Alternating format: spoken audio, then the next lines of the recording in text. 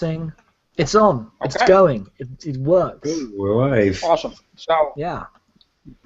yeah, just send the embed code in that email, and I'll put it in into the post.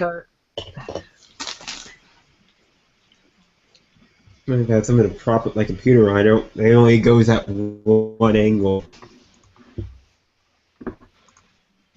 Okay.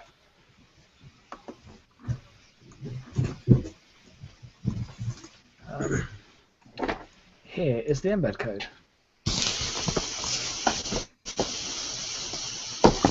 There we go. Cool. Uh-huh. Cool. On. Everybody got their little snacky snacks going on? Oh yeah, I'm eating dinner. Fucking, it just showed up. Like, Well, I'm just eating Swedish fish. that's dinner. Sort of. That is dinner. That counts. That's someone's dinner. I'm sure it's one of the main groups. Oh hey, that's pretty. I'm gonna turn up the volume so I can actually see what's going on. Oh, he's such a good-looking dude. Oh, I forgot Neil Patrick Harris was hosting. I was looking for this channel, and I found a channel that was showing nothing but Doogie Howser right before this. Nothing but Doogie Howser. Really? Yeah. That makes sense. I want to know what this channel is.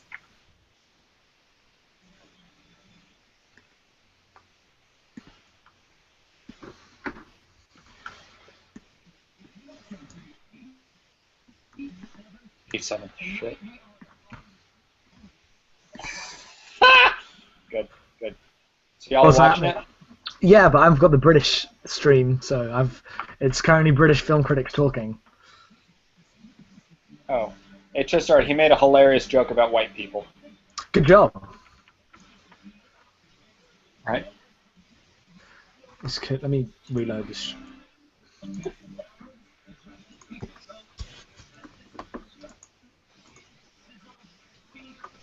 Okay, hold on.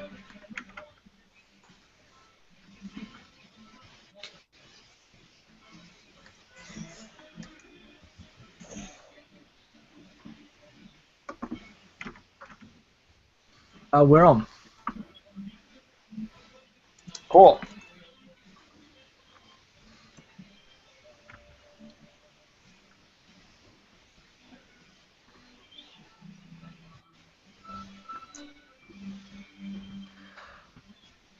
I'm a little behind, but that shouldn't be too much of a problem. Cool. Oh, he's doing magic. So Yep. Nice. Oh, he's not doing magic. It's just silhouettes. Yep. Still cool.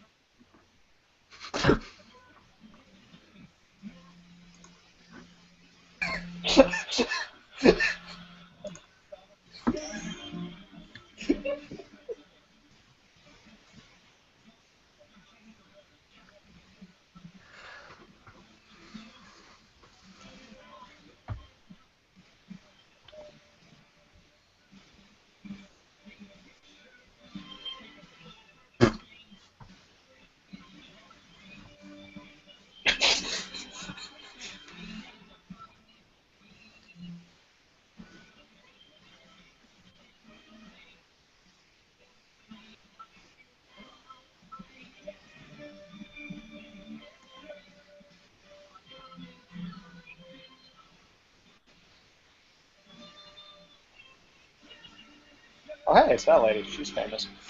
Cool. So yeah, the stream is up on the site. Cool. There is a like 75% chance literally no one's gonna watch. Just so you That's fine. know.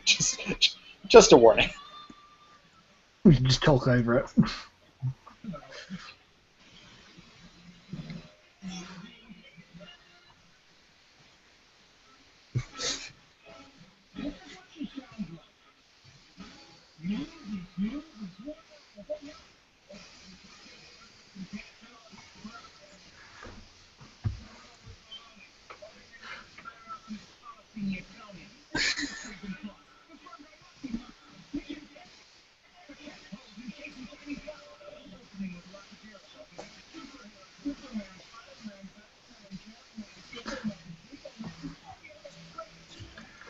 The best part about this is that Clue got a shout out. Yes. Yeah, right. Yup.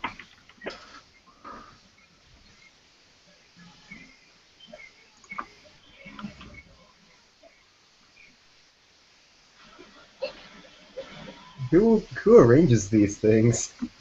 I don't know. So where are you guys at in the stream, just so I know what your delay is? I'm way behind you because the British version. The girl just came on stage. Oh, okay. Yeah, so you're they're behind. Okay. doing back Yeah, office. there's nothing I can do about that. That's just the stream in Britain is Yeah. further behind. It gets awesome.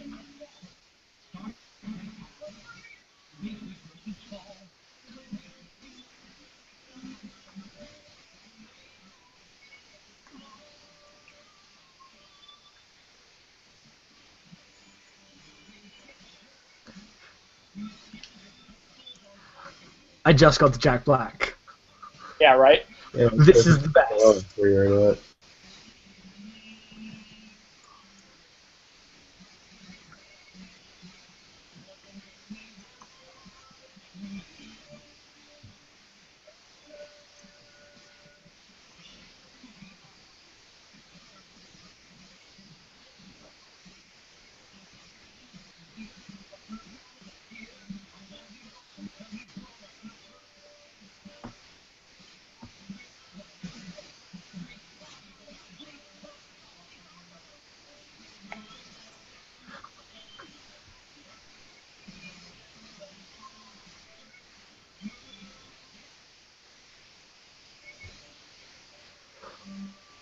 What is going on?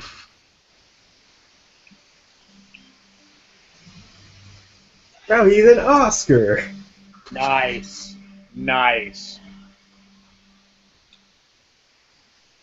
That was good.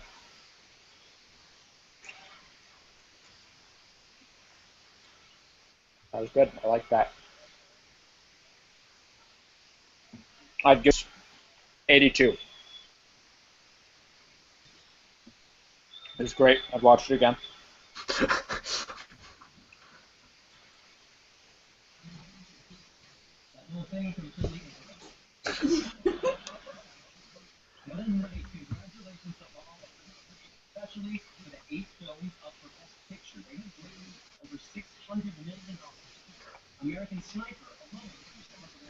What?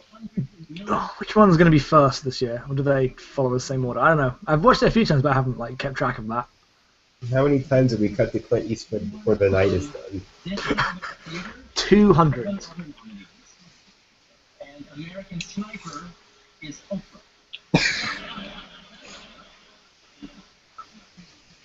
Because you're rich.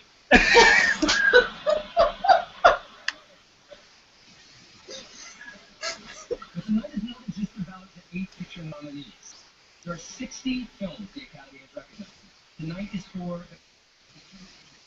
the composers, the set designers and the screenwriters, the sound mixers and the makeup masters.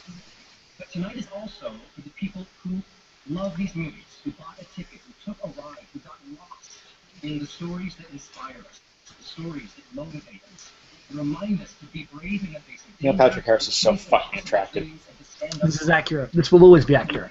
On this stage, we have come together to celebrate and hopefully the big pictures all over again. Okay, maybe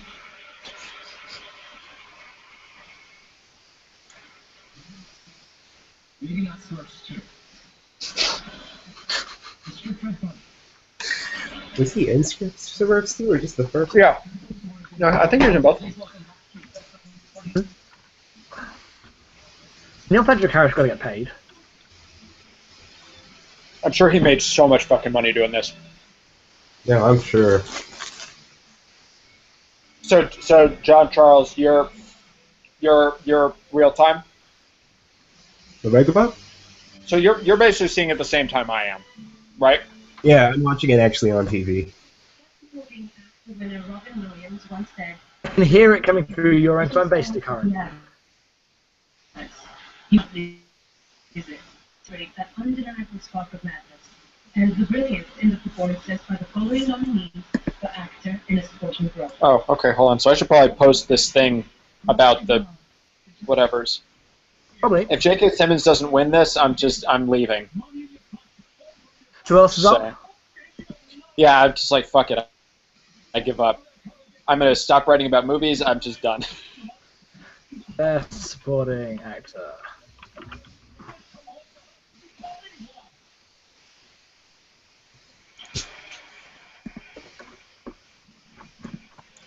I'm looking at the list now.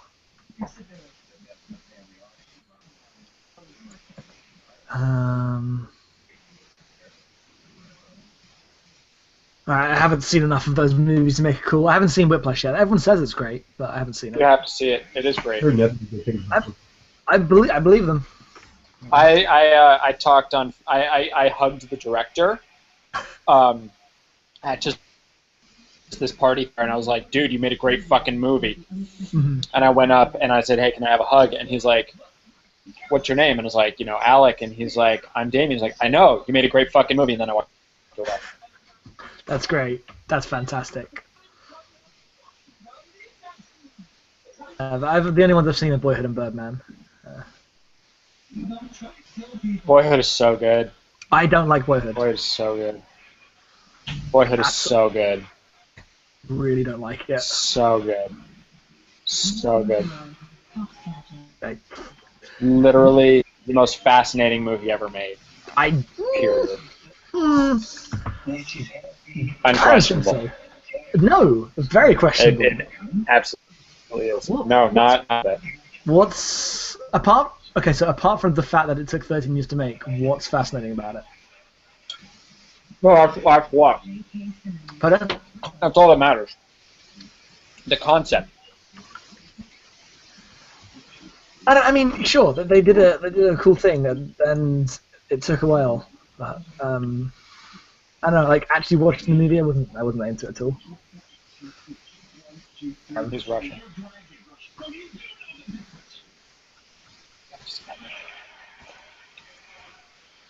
Okay, J.K. Simmons better fucking win. He seems like he's the crowd favorite.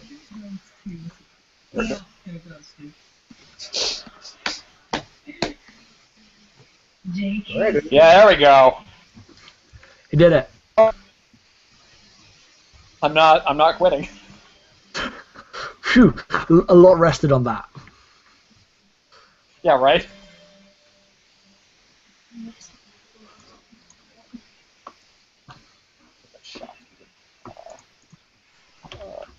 Actor in the supporting role. Whiplash. This Boom! podium might get more attention for getting photos of Spider-Man.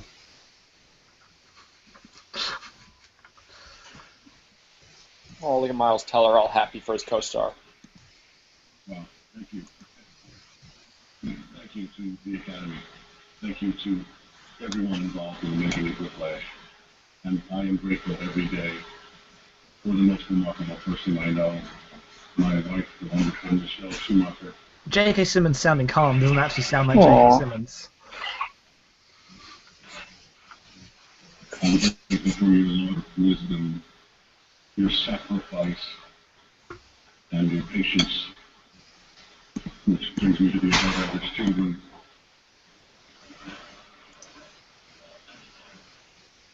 Even though I may try the patience more, Joe and Olivia, you are extraordinary human beings, smart, funny, kind, loving people. I don't remember, did they do commercial breaks or is it just Yeah, straight? they do commercials. There are commercials. Yeah, I don't think we miss any of them, but there are commercials. Everybody. I told this like a billion people or so. Call your mom, call your dad. If you're lucky enough to have a parent or two alive on this planet, call them. Don't text. Email. Call them. Tell them you love them and thank them and listen to them for as long as they want to help you. Thank you. Thank you, Mom and Dad. Good for Mr. Simmons. That was cute. I like that. Now then, Oh, get me those pictures of that no-good wall crawler. that was cute. He was Oscar.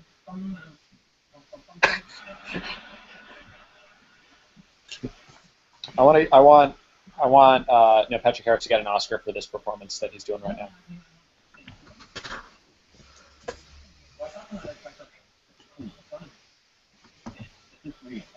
Acting all super enthused about the Oscars. Pulling that off.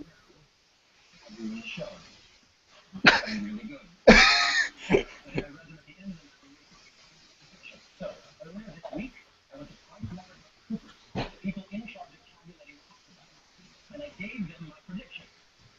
They had kept them under lock and key. Today, they escorted them here in a briefcase, separate from the winner and winner.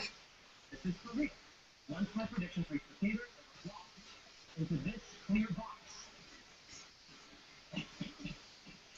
The key is in possession of Brian Cullinan, the chairman of the U.S. Board of Partners and PricewaterhouseCoopers, who is backstage guarding the winner and winner. Brian, you there? Does Brian get to say anything? That's it. Let it go. Fantastic. Thanks, Brian. We'll see you later. I would now like to designate someone to watch the box to ensure that no one tampers with it in a way that should. This is how serious I am. Octavia Spencer. You're an Oscar winner. But enough about you. This is great. Is this a magic trick? Is that suitcase full of doves? Chit chat. No snacks. No snacks. Not only will my predictions be in full view of Octavia and everyone in the building theater tonight, but you at home can see an unedited feed of the film on our live stream. Really? Really?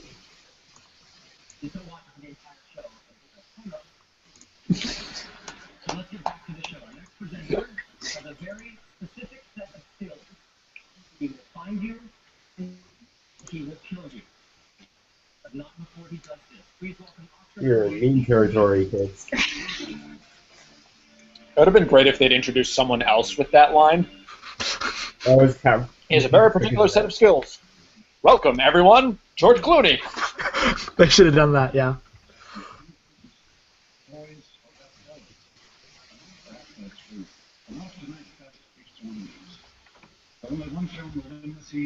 Last thing Liam, it's the last thing Liam Neeson did that was any good. Comedy, color, daring escapes, of no lady's fortune. All meet in the hotel. The Picture Best Picture brings the charm story of an elegant concierge. Wait, are they doing Best? And his dedicated life. Our second nominee presents a devastating look at the war in Iraq. No, like actually, are they doing? Wait, No, no. No. Navy's Kyle. Heart-pounding and unforgettable. American sniper challenges. Yeah, no. What are they doing right now? this is the thing they do where they like they take a little bit of time to talk about each of the Best Picture nominees.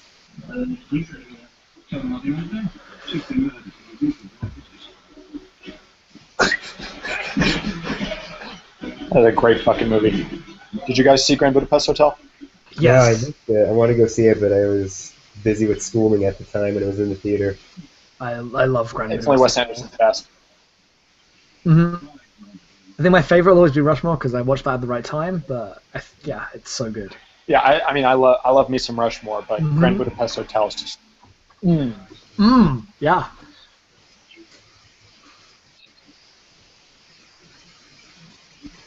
I got to see that film twice in cinema. I was very happy about that.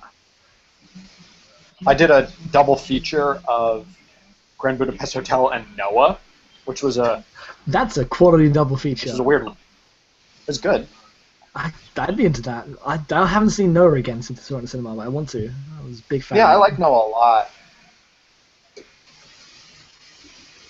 I think Adult Swim is just like live tweeting everything by saying it was snubbed from somebody from Too Many Cooks the entire night. That's okay. Fine, I'll give him that.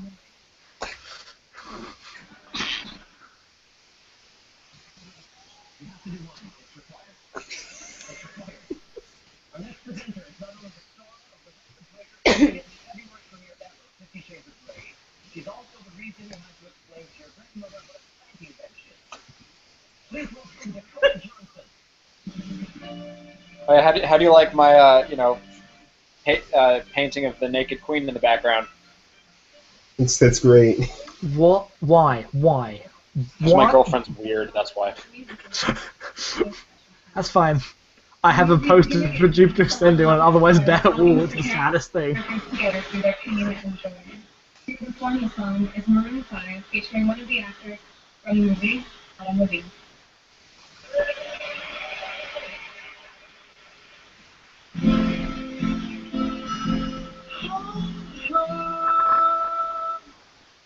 I mean, as though Adam Levine isn't always in Maroon 5. Is Maroon 5 still a thing? Yeah. Yeah, they have so many hugely popular songs right now. Yeah, they went from being like an actual band to just Adam Levine croons as electronic beat plays. As that one where he goes, "Awoo," Yeah. It's embarrassing. Good song. That's a great song. No. It's a great song. Is he just singing a song? Is that what he's doing now? It's a great song. Yeah. Well, so he was in a movie this year. He Story. didn't get nominated for anything, as far as I know. No, He was in a movie. No one Was it cared good? about Begin Again. No, no. I mean, maybe if you're into it. I found it insufferable, but I was always gonna, so I went with my sister. My dislike of that has no actual bearing on whether you're gonna like that. Whatever. I mean, Maroon 5 is super big right now, so if they're gonna have anyone, it may as well be that. Is this so is this a song from a movie, or are they just singing? I can't tell. Honestly, I have no idea. Hang on, is it the song from that movie? I don't think it is. I'm fairly sure that was like a big poppy song. I hope this isn't like a song for like American Sniper, because like the primary lyric of the song seems to be "It's hunting season." Oh, this must be an acoustic version of that Animals song. It's definitely not. Oh, then why would he? But Maroon. I literally have no idea why I'm saying 5. this. It's hunting season because someone's like, "Hey, it's Lost Stars." That's the song. Some random Maroon 5 song. They should have the live drum score from Birdman and then Miles Teller and have them do a drum off. That'd be awesome. That's what I'd do. Lady Gaga's so All right, commercial time. cool. So, how's life, y'all? It's alright. I'm making a zine right now, so I'm cutting out the pages for that. Oh, nice. You want to see a secret, super special clip from my movie? Always. You get to be literally the first people ever to see it, and if anyone's, this is their sneak peek. For a second, I thought this was leading to like a seafood joke or something. Nope, there's no joke. This is fucking from the movie I made. My name is kidding. The final fight from the movie.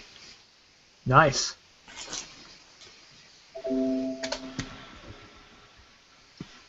Okay, let's do this. Can you see the screen? Yep. Yeah, I can see it.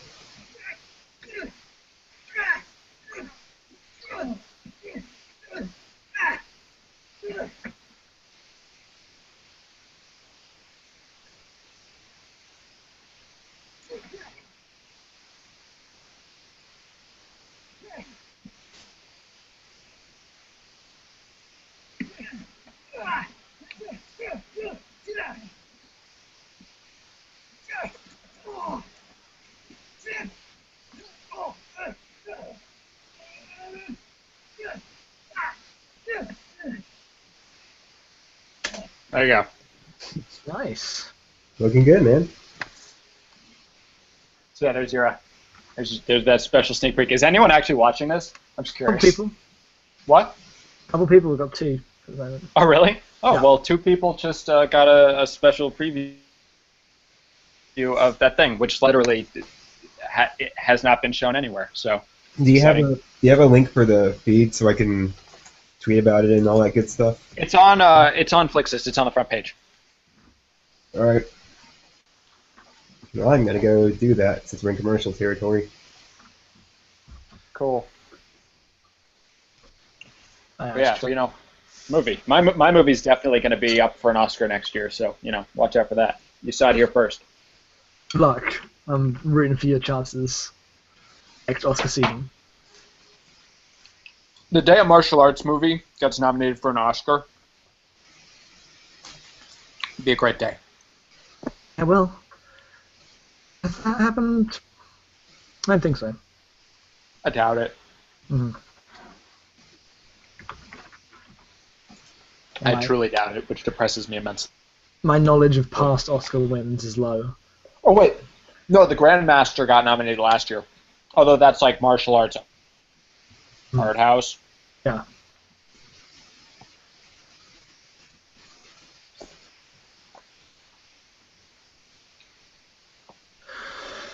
That's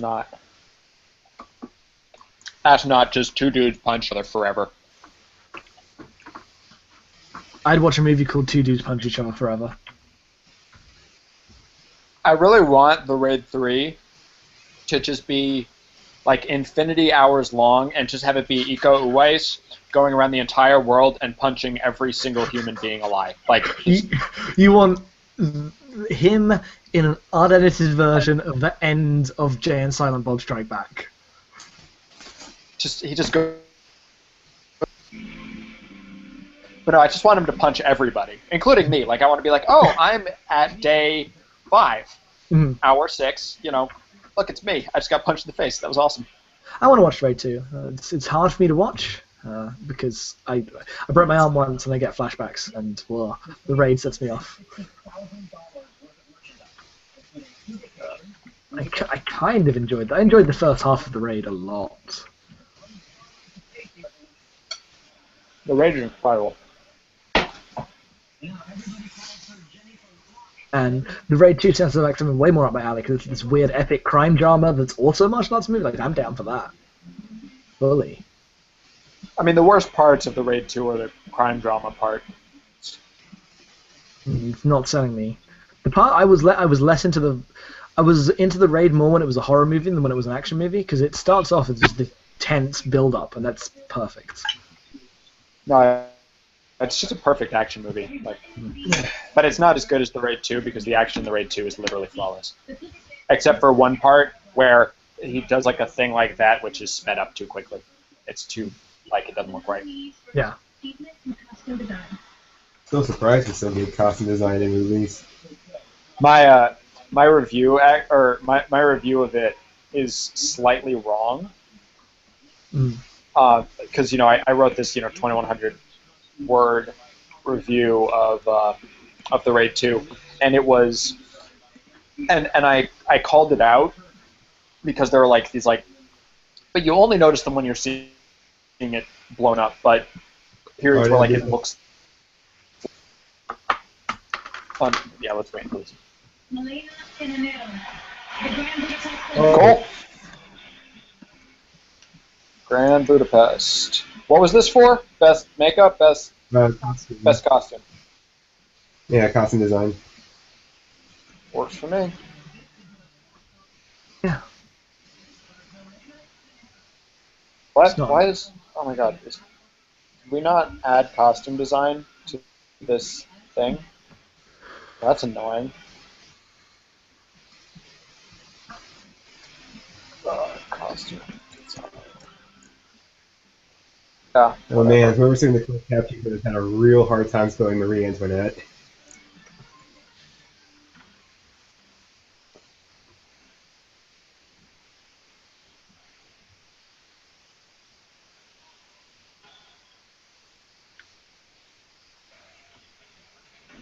Oh. Thank you. All of you, thank you very much. I will get ready. Thank you, Wes. This is you. This is to share with you your freedom. Great inspiration, you're like a conductor, you're like a composer, you're like a director. be nominated here. Because never for you, this movie, I couldn't have done it this way. And thank you very much, Wes. Thank you for Marco Party. Thank you for Genie Limited. Thank you for this. Thank you. Thank you.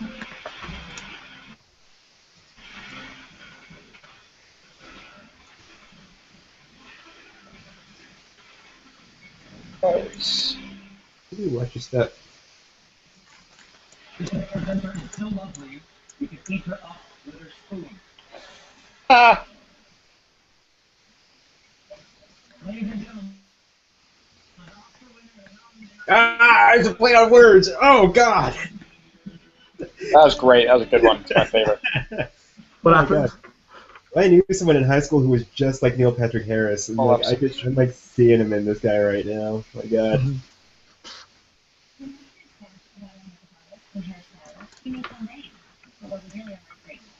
These are the artists who make us look the part we need. This year's nominees brought to life the grace of bygone eras, the aliens of the Marvel universe, and transformed one of our most beloved stars into an unrecognizable villain. Here are the nominees for achievement in makeup and hairstyle. Foxcatcher, Bill Corso, and Dennis Levion. The Grand Budapest Hotel, Francis Buchanan and Mark Julia. Guardians of the Galaxy, Lee Georgiou and David. You should win just for putting those stilts on, what's his face? God, his name's blinking on me. Vin Diesel.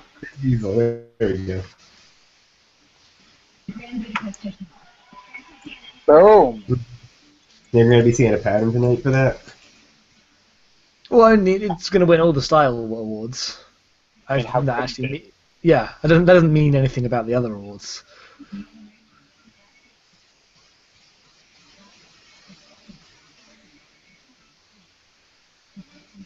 I mean, there were only 3 nominees, so.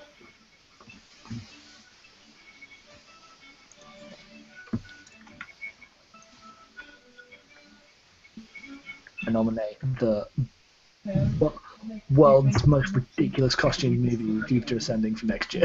Secondly, I'd like to thank my good friend Bill Murray, who introduced me to Wes 17 years ago on Rushmore.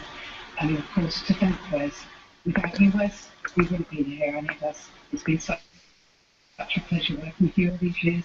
I'd like to thank my family, of course, and all the amazing assistants who made this possible for both of us. Julie Dartman and Emma Nash, Norma Webb, and all my other people with me. Thank you so much. And I'd like to thank such an amazing movie and a great experience. I've approved Duncan Jarman, Stephen Murphy, Dave Lansky, Josh Weston. And I'd like to thank the legendary makeup artist Dick Smith, whose innovation and who passed away last year, his innovation and his generosity has helped us all raise the bar. I kind of hope like everybody has Bill Murray to thank for like some reason that he's just touched everybody's lives in his entire theater. It probably has. Damn right. I'll thank Bill Murray for everything. Bill Murray. A male stripper as he is playing a wrestler in a onesie. He's the real deal, hands down. Hands down. Did I say pants? I meant pants. Please welcome Channing Tatum. Yeah, Channing Tatum. I still need to see Magic Mike. Me too. I've heard great things. We celebrate the most talented people working in filmmaking today. But it is also important to celebrate the talent of tomorrow. That's why I'm honored to be announcing the winners of the 3rd annual Teen Oscar Search, who we will be seeing as Oscar trophy. Thousands of young filmmakers from across America shot a 60-second short film to tell their own story with the best advice they ever got. Each filmmaker's submission was deeply appreciated, but 6 gifted stars of tomorrow stood out. Please welcome America's young brilliance to the 2015 Teen Oscar: Chris Carmona, Kelly Fitzgerald, Justin, Craig, Patrick. He's super short. Rihanna, Shaheen, and Justin Floyd. Ladies and gentlemen, I like the diversity in that group. Yeah, I was about to say, definitely make sure to do a Actually, there's no Asians there. That's racist as fuck. yeah. Asians make movies.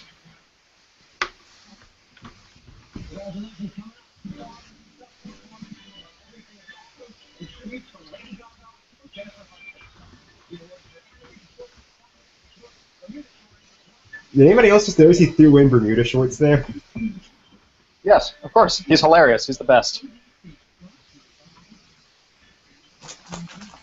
Ugh. So what other? So Jonathan Holmes, the one who's not you, John Charles Holmes, is Yes, I am gonna be, different from both. is going to be writing something for us next week. Oh, So that's cool. cool. Yep. I just got an email that was like, yeah, don't do that. But I got an email. I got an email from Matt because the two of them had been going back and forth, and then Matt was like, "I'm going to the fucking hospital because my wife's going to labor. Alec, you deal with this." Fair enough, as excuses go. Which was like, yeah, it's valid. I'll take That's it. among the most valid. Yeah, I had a shoot this weekend. Yesterday, I was supposed to be on a set, and it was canceled because the someone in the actor's family died. And it's like that's one of those, that's one of those few very legitimate reasons. Another one, your wife's having a baby.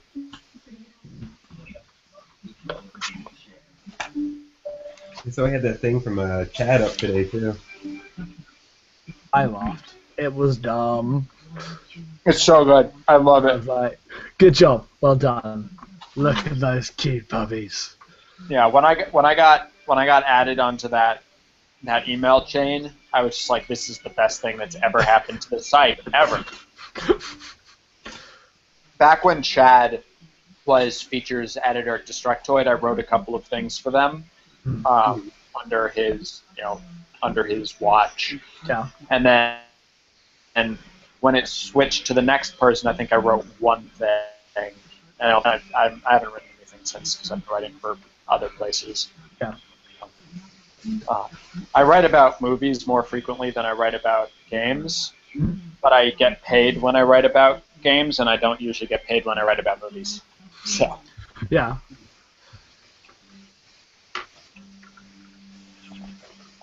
But video games are pretty cool.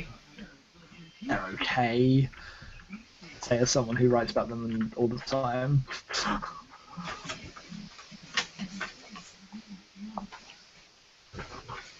I like writing about games more than I like thinking about games more than games themselves. Well, I don't know. I like playing games. I just think there's just too many bad games, and the bad games are the big ones. We talked I couldn't care less about whether the order is well, I have a copy of the order. I'm gonna give it away. Yeah, couldn't be less interested. I guess. It's yeah, fine Sony sent it to me, and I was like, "Oh, that's cool. I don't want this." He literally gave it to me, and I can't be bothered. Yeah. Yeah, I mean, I get things because whatever, which isn't too snooty or whatever, but it kind of is. But just because I sent something doesn't mean I'm gonna fucking play it. The only games I will definitely play are Nintendo games. I actually have a copy of Kirby floating around here somewhere. So jealous. That doesn't even come out here till November. Actually, right. Chad actually works for the company that handles all that shit. Mm-hmm. Golan, they're Nintendo's PR company. They're a really pleasant company to work with. #Gamergate.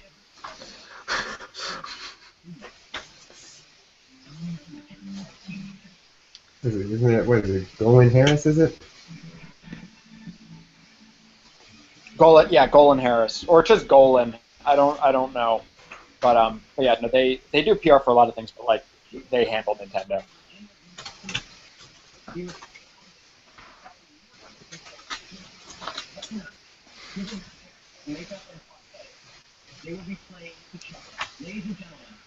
Ooh.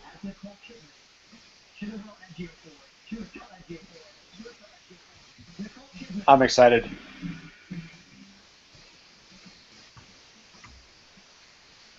Who's up for this one? I don't know.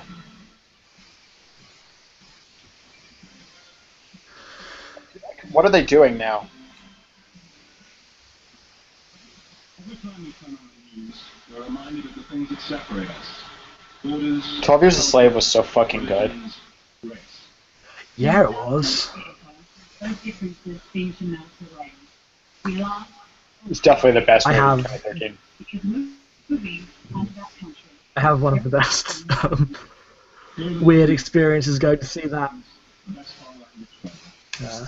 People's phones kept going off in the middle of the whipping scene, and like Oh, four ew. people's different, four people's different phones. And then in the middle of Wimbledon, which is like the widest place on earth, one guy stands up in the middle of 12 Years a Slave, all these people's phones, and goes, "Turn your phones off. We're trying to enjoy the movie." And it was like weird and uncomfortable, but in retrospect, one of the most hilarious things. And we are supposed to. This one. Oh. Ada. Called it. Yeah. I haven't actually seen any of the films that were up for the award. I really want to see Ida. I thought it was Ida. Whatever. I saw less films this year. Last year, I've seen a bunch more this It year. was shot on Alexa. All of these, pretty much every single movie was shot on an Alexa, which is really interesting. That's the camera these days. It's cheap and good. The Alexa is such a sexy fucking camera. Hmm. I want an Alexa.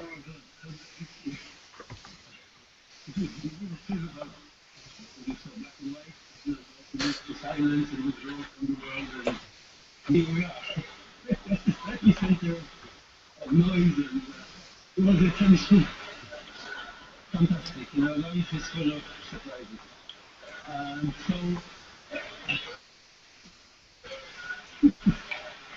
Oh, it's that guy. So I'd like to thank the Academy, honored surprise and everyone. I'd like to thank the people who backed our film, the producers, and Abraham, Jim Cho, Adi Sadrosi from the Polish Film Institute, and many others. They backed the US distributor, who did a great job.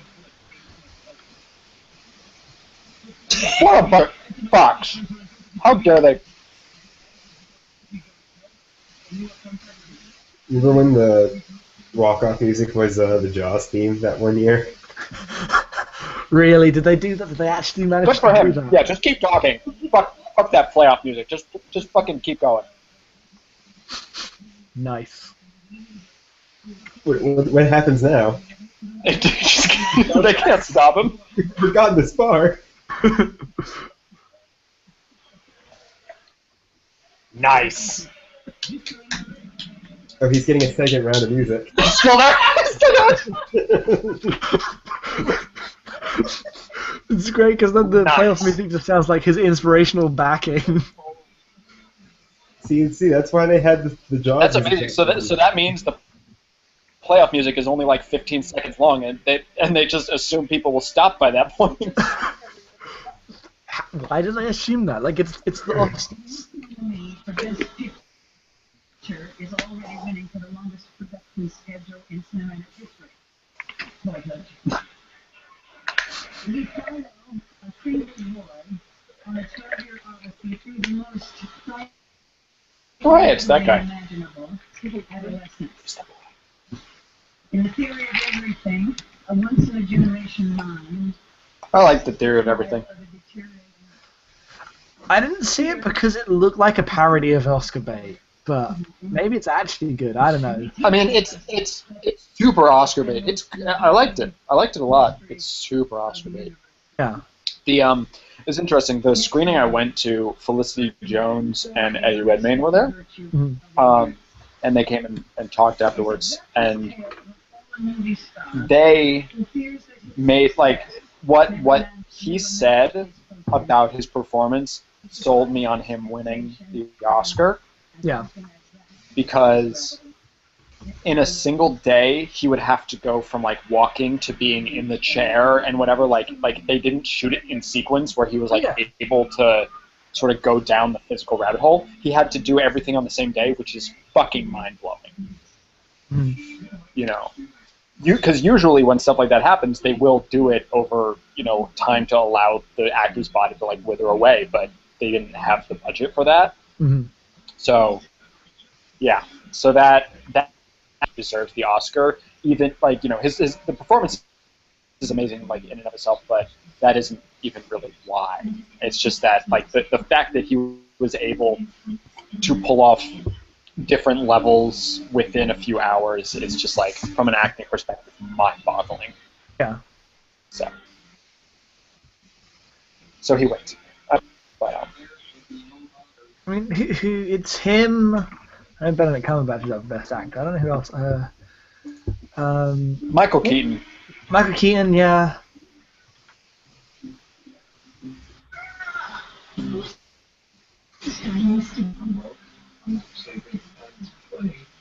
I want to rewatch Birdman. I can see why some people like it. I wasn't a fan, but I can see its appeal. Oh yeah, and the Bradley Cooper's the other one. Who's the other one who's up there? He's not gonna win. Really? What the fuck? They showed the last fucking shot of the movie. Of which movie? Birdman.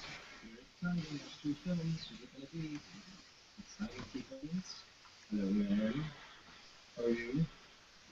You a seafarer? Are you? Oh, that's cool. See, when someone wins or then the sequel comes in.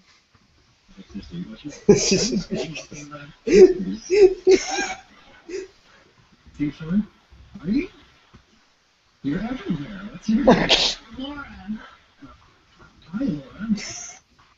Oh my gosh, they're all over the place. Hi, what's your name? Steve. Oops. First time here? Yes.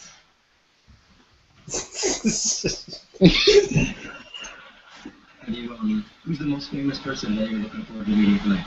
Oh, Ed Norton. He's right over there. Can you see? Ladies and gentlemen, here's some. I wanted him to just like make out with Steve Carell. That would have been the best. Oh, he should have. Right? I mean, Steve Carell would make it. Right, her.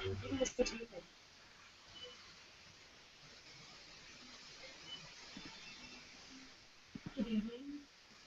This year, only one song managed to capture the spirits of an entire movie with freedom words. Here to perform Everything is Awesome. Everything is awesome. Tegan and Sarah and the Lonely Island. It's the weirdest combination.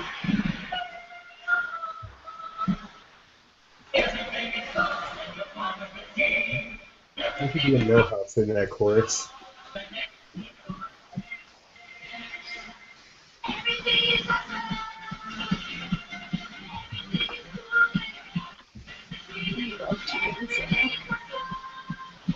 You should see the Lego movie. It's so good.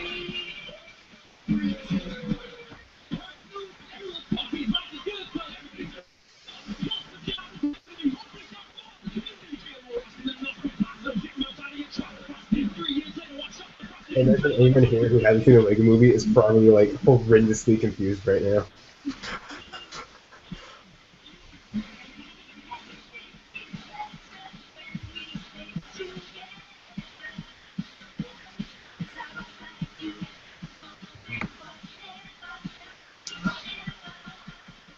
Favorite ones were the friends. Aww.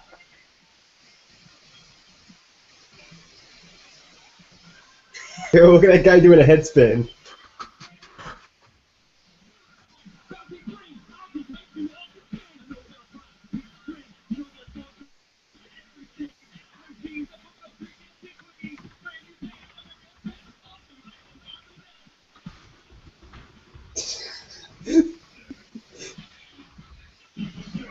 Good. Good. We can go home now. That's it. We're good. We can go home. That was so good. This is great. That was great. That blah.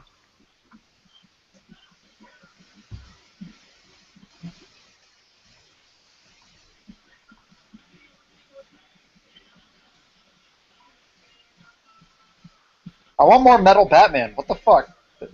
I really wish that was actually Will Arnett. If only. I'm fairly sure they could have got him to do 2 lines.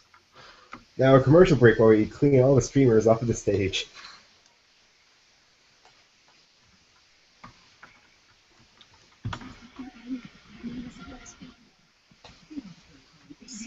And yet, no nomination for the Lego Movie for animated feature. It's a shame. It is bullshit is what it is. What else is not? I think it was the best animated movie I saw last year. It was, you know, Film Crit Hulk? It was like his favorite movie of last year. No, I saw that list. Fascinating.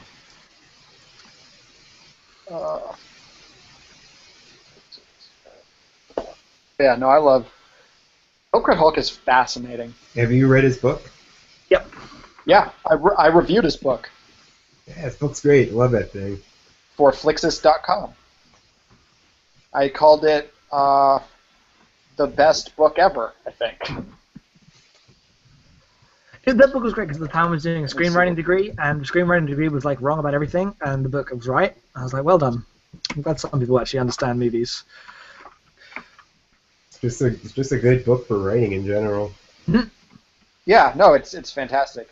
No, I mean, as a writing thing, it's kind of, you know, it's useful, but it's, you know, I mean, as a screenwriting thing, you know, some people were bothered by the fact that it's like sort of the philosophy of narrative for the first 3/4. Well, but that's what I loved about it, because I know how to fucking structure a screenplay. I don't need to want what the first quarters of that book was. Well, the thing I enjoyed about it was that almost all, like my course and the books I read for it always came from this prescriptive place where they would teach you how to make this one kind of movie, whereas this was like teaching you how to think about why you would want to make certain choices. And as an introduction to a craft, it's so much more important. Oh yeah, yeah. No. Oh, when I took screenwriting classes, my professor basically didn't want us to read books. He gave us a couple, but even those were like, because screenwriting books will just they'll tell you the wrong shit, because you can't really teach structure, because by teaching structure you're in bullshit. Mm-hmm. The most useful film course I ever took was with a professor who I later did like an independent project with her where I did a martial arts psychodrama. And, you know, she basically just said, here's a camera, go fucking make a movie and I'll tell you what I think of it.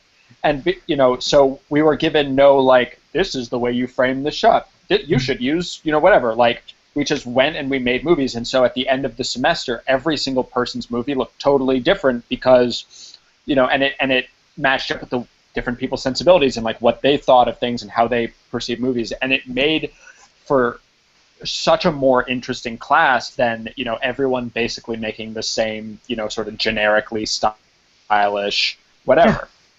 So, yeah. No, so that was the, you know, environment under which I learned. Mm-hmm. That's what I would want out of like a film course, is something that allows people to be themselves and then gives you the right context to explore and improve, rather than telling you how to do one specific thing well. Yeah, for sure. John Charles, you're still in school, right? No, I graduated. Oh, okay. Yeah. I didn't do any actual When did you filmmaking. graduate? I was kind of more into the whole, like, I guess, like, critical and theory stuff as far as, like, cinema goes, but I still do a lot of that kind of writing stuff on my own, because, like, I do a webcomic, and, like, it's not the first comic I've done, and, like, I don't make it up as I go along. Like, I've written out, like, all the stories for, like, all my comics, particularly the one I'm doing right now, and, like, I don't know, I liked Hulk's book because, like, it did make me think a lot about my story and think a lot about, like, you know, why, like you said, why do I want to make these decisions? And I don't know, I think the biggest lesson his book has to offer is that, like, you know, learn the standards and learn how to break the rules, but don't break the rules just to do it. It's like you have to understand the standards before you break any rules, but you should always strive to do better than the standard. Well, the lesson isn't learn the standard, then break it. The lesson is learn why the standard is the standard and what it actually means. Oh no, I mean exactly. Yeah. Hmm. I know, like I always see people trying to do stories about like deconstructing something or another, and my first reaction always is like, what are you trying to say in deconstruction that hasn't been said before? If you're not saying anything new, you shouldn't be doing it. Like you should want to deconstruct something that you genuinely care about and is worth like a sentiment worth saying. If you're just kind of doing it to be edgy or whatever, What do you mean? Like, what examples? What do you mean? What kind of stuff? Because I agree, but I don't know. What do you mean? Say what? Like, what kind of stuff are you talking about?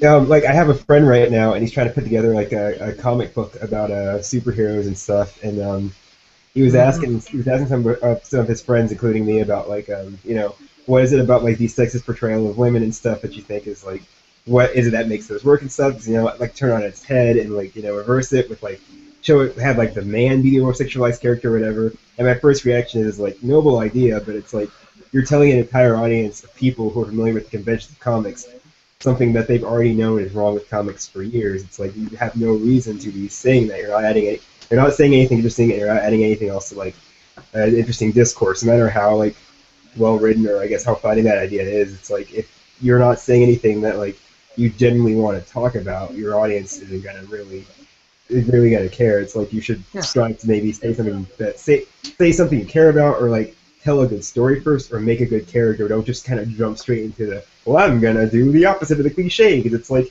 story and humor that does not make really, Yeah, I tend to be really down deconstructions as a thing until I like prove otherwise. Because if you're just saying, hey, this thing that exists is probably a bad thing, it's like there's no actual theme there. You're not saying anything. It's kind of empty. Yeah. Yeah, I mean, like, quite honestly, I think the no, continue.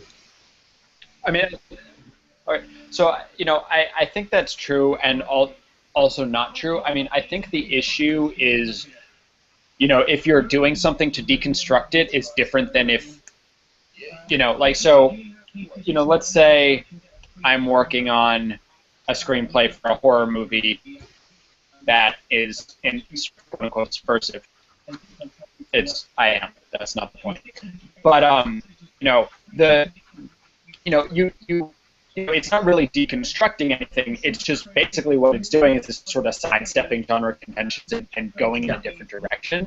And I think the issue is if you're deconstructing, when you're sidestepping genre conventions, it's like you have to know what you're doing and why you're doing it, because otherwise you fuck up. But I think there's you can sort of get in a hole if you assume that everyone who's like intentionally doing things outside of the norms then trying to deconstruct it. Sometimes they're just like, for example, I'm doing everything I can in this particular screenplay to avoid the use of any sort of general horror tropes.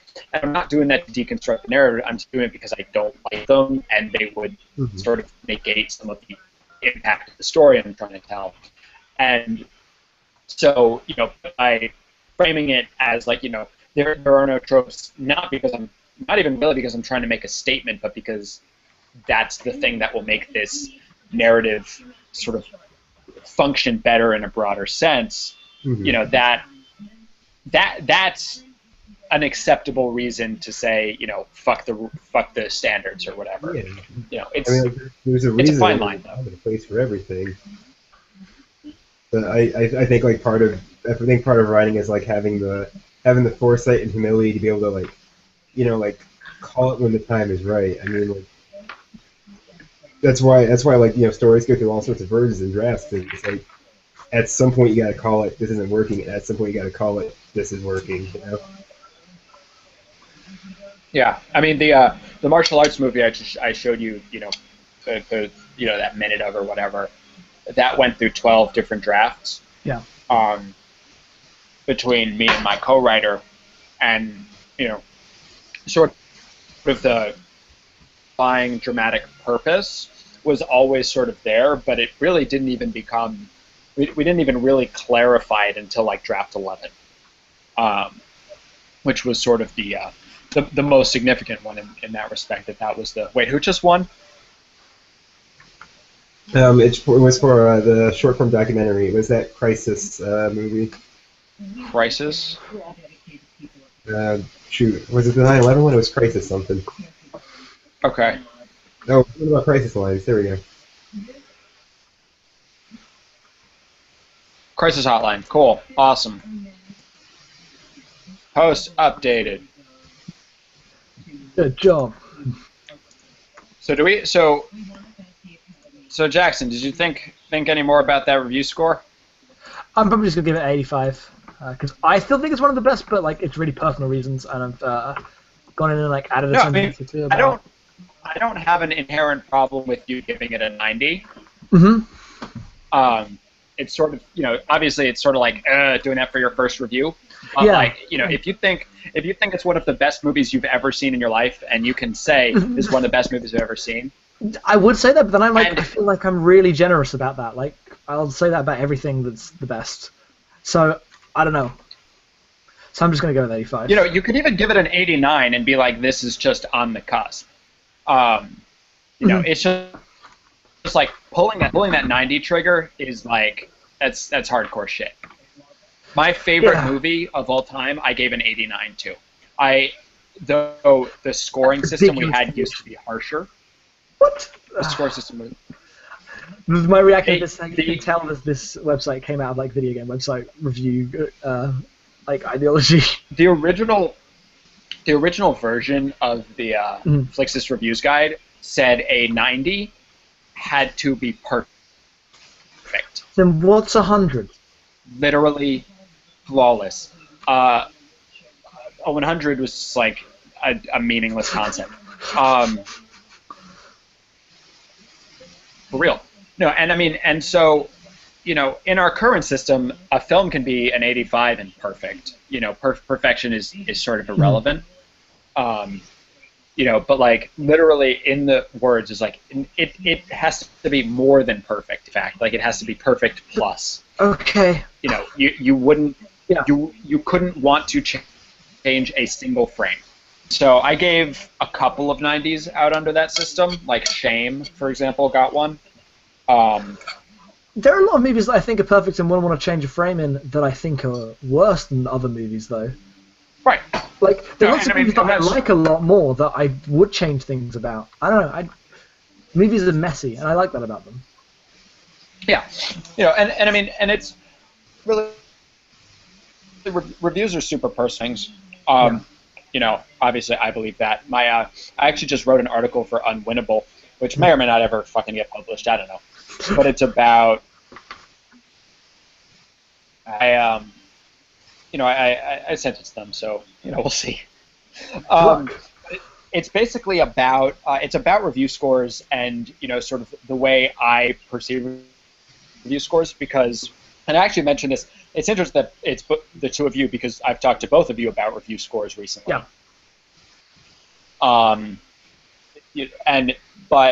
So I gave, in my review of Boy Meets Girl, which is a very weird review and not a good example of anything, I gave Boy Meets Girl an 85. If you read that review, it is very clear that that movie is not an 85. And that's fine. But it's also my 200th review, and so I know what an 85 is. And so, but I was trying to make a statement by giving it that score that, like, people aren't going to read 3,000 words. I know that, so I have to basically make a political statement with that number. And I can't diss movies a 60, which is probably what it deserves, because a 60, people are going to see that, and then they're not going to understand that they have to fucking see it. So, I made a call to do that, and after you've written more reviews, you can do things like that. But don't make big political statements in your first review. That's basically what I'm trying to say. But you can do it in your 200th. Yep. Well, I don't think this would be a big statement. Like, that would be like if I ended up getting Jupiter Ascending on one, because I love Jupiter Ascending, but that's what that would be like. Because I feel like Shaun the Sheep is a great movie that does exactly what it wants to do well, and everyone likes it. Whereas Jupiter Ascending is one that I like because it is the dumbest, ridiculous, like, crappiest thing in so many ways. Like I think that's the equivalent to what that is. This year, we said goodbye to some beloved movie franchises. So a last ever Hobbit movie, a last ever Knight, a movie movie, and a last ever attempt to remake Canon.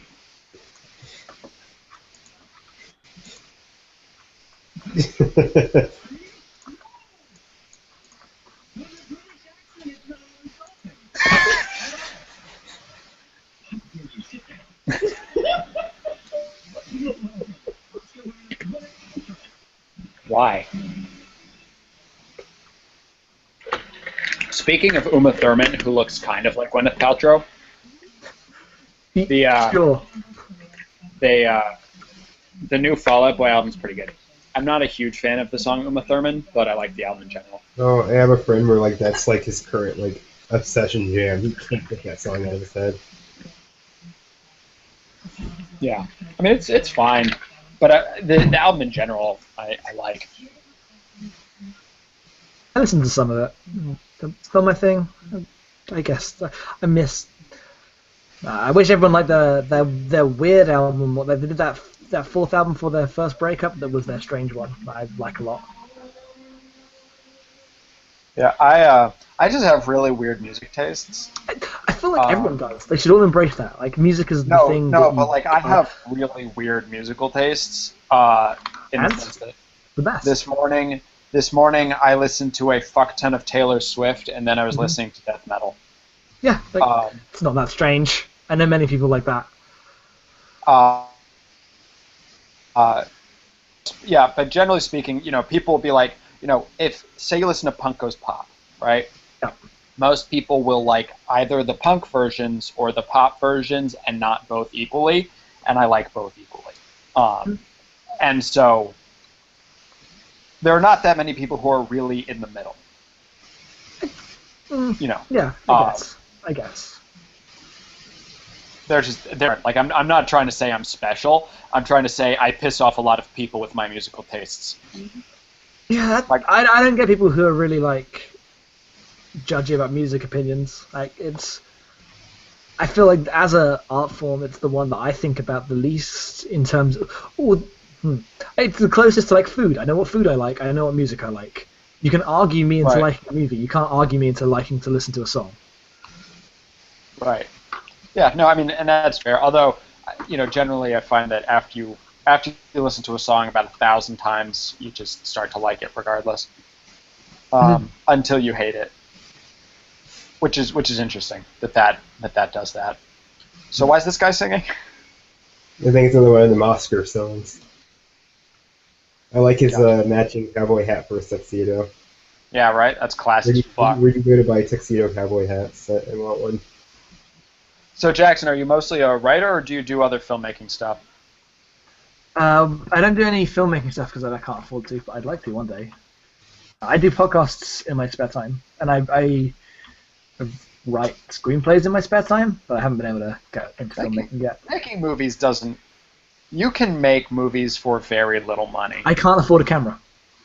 Oh, okay, that's fair. But I'd like to one day.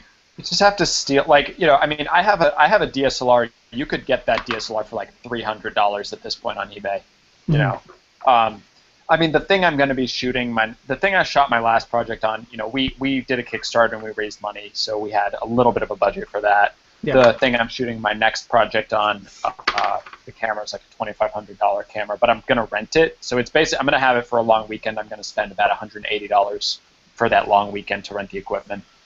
And I mean, that's, I don't have $2,500 to get that camera, but I have $180 to rent it, yeah. To rent it, to make that, happen. Which will be my fifth short film as director, fifth or sixth. Yeah. I don't remember who said it, but someone was saying that, you don't make movies because you want to, you make movies because you have to. Mm-hmm. If you're the kind of person who's just like, I just need to fucking make a movie, then, that's why you do it, because it's such a like, doing it is amazing, but everything around it is also kind of the worst, and you have to like be in it, or else you can't, you won't do it. You have to do it, or else you'll never do it. Which I think is pretty accurate, especially in a case like mine where I am writer, director, producer, actor, editor, color guy getting it done. guy. Yeah, like it's kind of all on me. And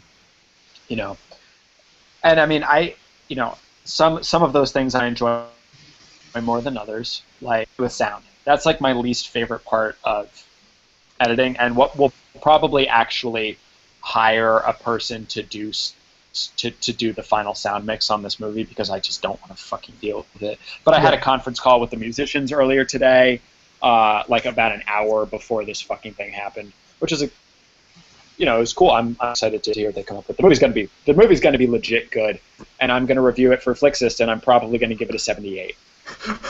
You're gonna review your movie. Wait, a quick question about the Flixist thing. Is it set up for like the sort of thing where it's just hanging on one person the whole time, or is it like doing the automatic Google switch to whoever's talking thingy?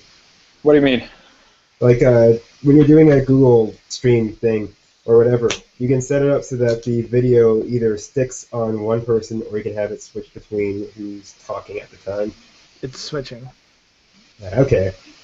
Jackson can control that, but yeah, it's currently switching to whoever is talking at the time. Okie dokie. That's curious. I got like a couple messages from people about that, asking about that. All good. Yeah, well, there's your answer.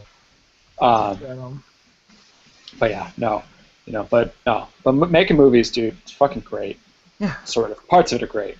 Making anything is great, man. Part of the reason I mean, the nice thing about making movies for zero money is that you're not accountable to anybody. Mm-hmm. This martial arts movie, we're accountable to the people who backed us on Kickstarter. Even then, you're accountable in terms of providing a movie to watch, not like changing it. You can make your thing. That's why I like Kickstarter. With real, I had to movie that was worth people's money. For this next thing I'm doing, because it's all my money, it doesn't matter if it's good or not, because it's all my money. Yeah. Which is good, because it has the potential to go horribly wrong. Whereas real is just fucking good. It's straight up good, yeah. And I'm gonna write it. The review has to be at least 3,500 words, because it has to be longer than my Boy Meets Girl review. You're gonna write a 3,500 word review. No, it's gonna be great. Movie. Yep, my own 19-minute long movie. What? Nice. Dude's fucking Jack. Who wrote this? Or no, he's not jacked, he's cut.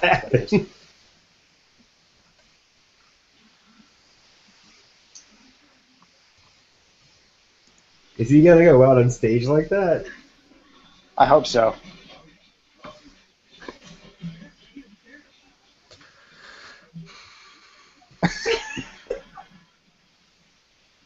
Straight don'ts.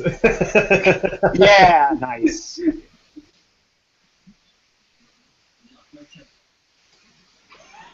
They actually made that same joke with he's coming out like the Gotham that. Awards. Right. No, but they did an intro thing with the Gotham Awards where they basically did that same thing, or the Spirit Awards, Independent Spirit Awards. That's amazing. Acting is a noble profession. And the future of this profession will be in the hands of the actors like our next two presenters. Please welcome the radiant Margaret Robbie and my favorite drummer, Miles Teller. He's just gonna hang out up there in his underwear. Like, where does he go? Where does he go?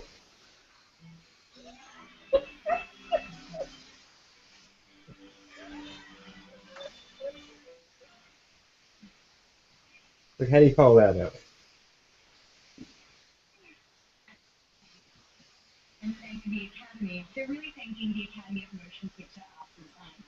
Science is an integral part of filmmaking, from how movies are made to how we see. Margot and I were honored to host the Academy's annual Scientific and Technical Awards. 2 weeks I ago. want to watch those awards, man. Geniuses who make energy magic possible and believe it. They represent the most innovative scientists and engineers from the most creative industry in the world. Here are a few of the highlights.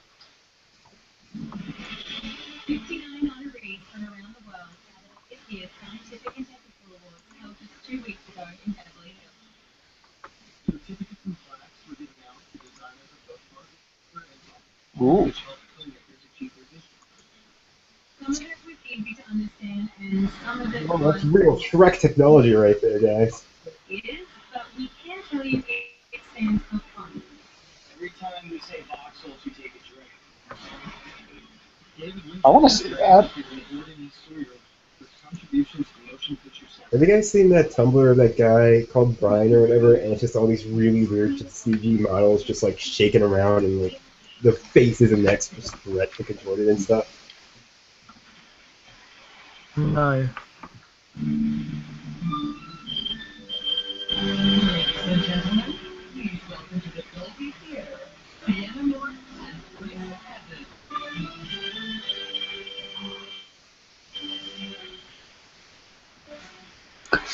The sound-mixing stage is where pictures on screen become environments. The artists who work with sound at the craftsmen whose talents transport us into worlds both real and imaginary. When you leap from your seat, when you turn your head to see who's after you, when you cut your eyes in preview, you still feel like you're watching a movie. It's because of our nominees for sound mixing and sound editing. Here are the nominees for achievement in sound mixing. Sniper, John Rice, Greg Rudloff, and Walt Martin. Birdman, for the unexpected virtue begins. John Taylor, Franklin Montano. Sound mixing is the fucking worst. I hate it so much. I know. I like big sound stuff, personally. Oh, I hate it. It makes me want to like kill goats. Like, Why goats? why not goats? Nah, fair.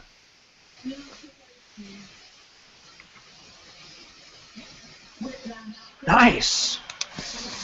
Nice. Whiplash was a great fucking movie.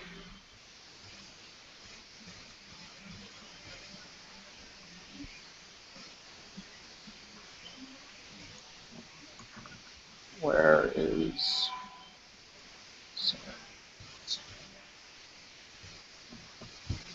That's pretty great. Good for good for them. Thank you, Academy, for this honor. We're thrilled to be here. Amy Giselle,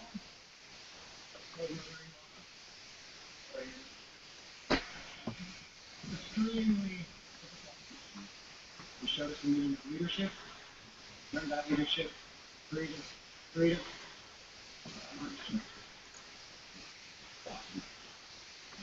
and that creativity is really what helps us do our job. Thank you. David Lancaster, Howard Ebert, Jason Blum, Cooper Samuelson, everybody at Blumhouse. Thank you. Thank you, Sakana, Chip, and Carol. Our parents are here. We're so happy you can all join us here. Our wives, we love you. Thanks, Mike and Dave. My crew, you guys are awesome. Our Times team, Technicolor. J.K. Simmons described Damien Chazelle as a child on about 5 separate occasions. At the New York Film Festival screening, J.K. Simmons, they came up afterwards to talk, and he's just like, when I first met him, I was like, you're 11 years old, you're a child. It's awesome. He's a good guy.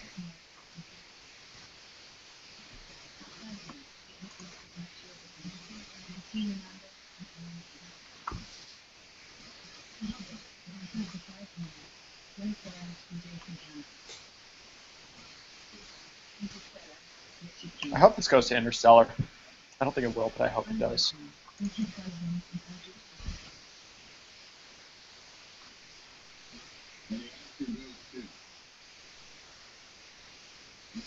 American Sniper.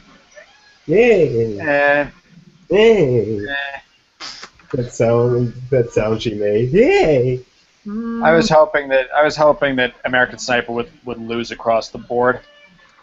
It's weird when that movie came out. I just saw just like hand across the board, and I was like so surprised.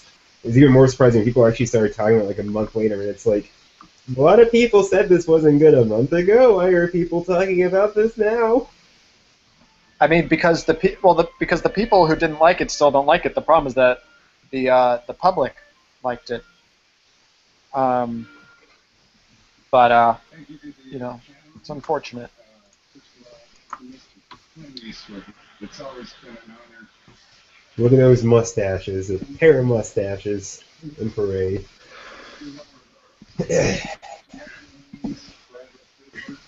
And the entire Malpaso team, thank you for your inspiration and your support. To Kim Wong and the Warner Brothers family, to my family at home, Debbie, Lou, Kevin, and Haley, thank you, I love you. And to our incredible sound team. We want to mention a few people that they just really wouldn't be up here without key crew members. Jason King, Tom Ozanich, Katie Wood, and Michael Dressel. And to my family, Jackie, Andy, and Bill, I love you guys. Thank you very much. I want more people to just go past the end of the playoff music. What they should do is the first music is their music, and the second theme needs to be Jaws again. Like nothing was better than when Jaws was the walk-off music. And this year's winner, the Blue Puck and White Shoes.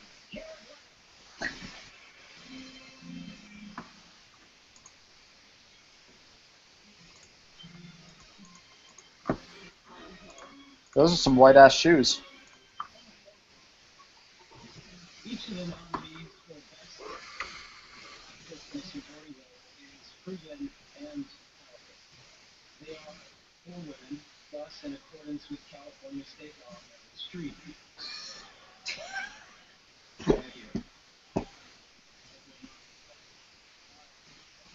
They've each amassed, He looks so friendly. and it's my honor. He looks like a bearded lady. Here are the nominees for performance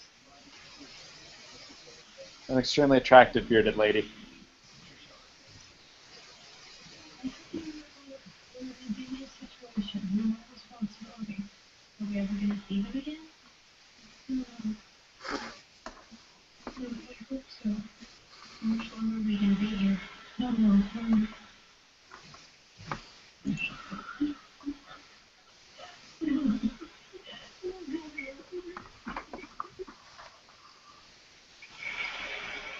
Where are those things? There's one baby. Don't you find your best self? You need to hold on to it for dear life. That's what your best self. Okay.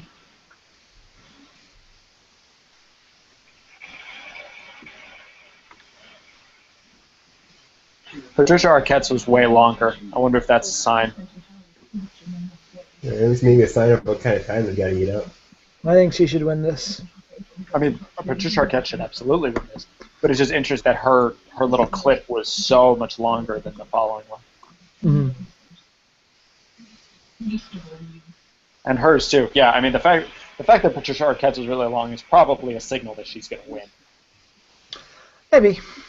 Again, they need to stop showing the last fucking shot of that movie. Or Birdman. Yeah.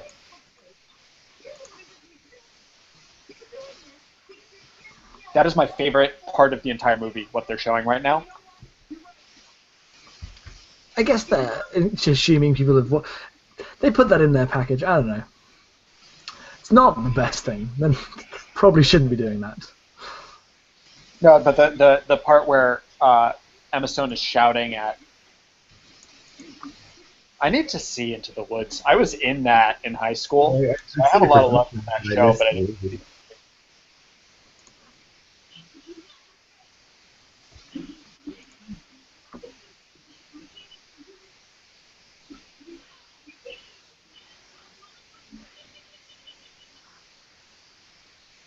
I don't know, what a year.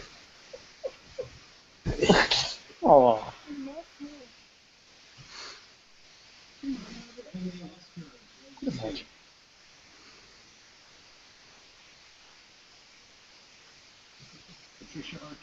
Thank fuck. Boyhood. Good.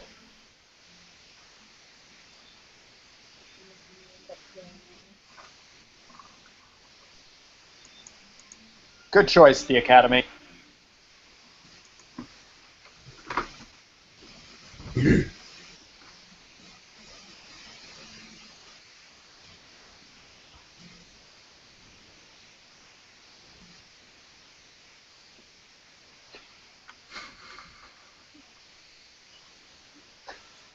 Thank you to the Academy, to my beautiful, powerful Maybe nominees. censor her a little. Steve, Jonathan, Sarah, John Scott, Kathleen Sutherland, Molly Matt, and David DiCamillo.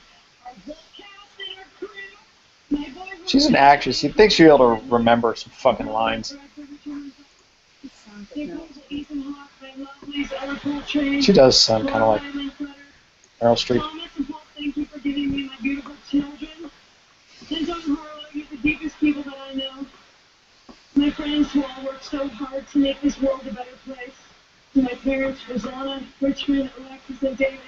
My favorite painter in the world, Eric White. For the inspiration of living with a genius. To my heroes, volunteers, and experts who helped me bring ecological sanitation to the developing world with GiveLove.org. To every woman who gave birth, to every taxpayer and citizen of this nation, we have fought for everybody else's equal rights. It's our time to have wage equality once and for all, and equal rights for women in the United States of America.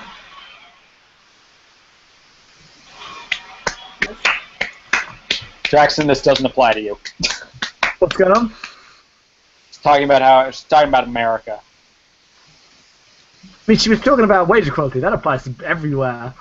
But but she was talking about America. I don't know. Does your weird country have wage equality? No, we erased sexism in Britain in the 1800s. I don't know. I don't pay any attention to you people. What do I mean, you people? I mean fucking British people. But yeah, no. So no, that was a good decision. They've made a couple of good decisions so far. I need to rewatch Whiplash. It's still in cinemas over here. I might be able to catch that. Whiplash is fantastic. And by that I mean it's great. I feel like I should just go to the movies a bunch next week. I don't know why, but I haven't been to the cinemas in a while. Let's just go and just see a bunch of stuff. Mm-hmm. Go see It Follows. It's not out yet, but just go see It Follows. It Follows, you say? It Follows, yeah. I'll take your word for that, man. Yeah, I mean, I'll eventually be reviewing it. It doesn't come out until next month, so I have like 5 movies that I'm supposed to have watched, so I can review them. Yeah. And so that, yeah, still working on that.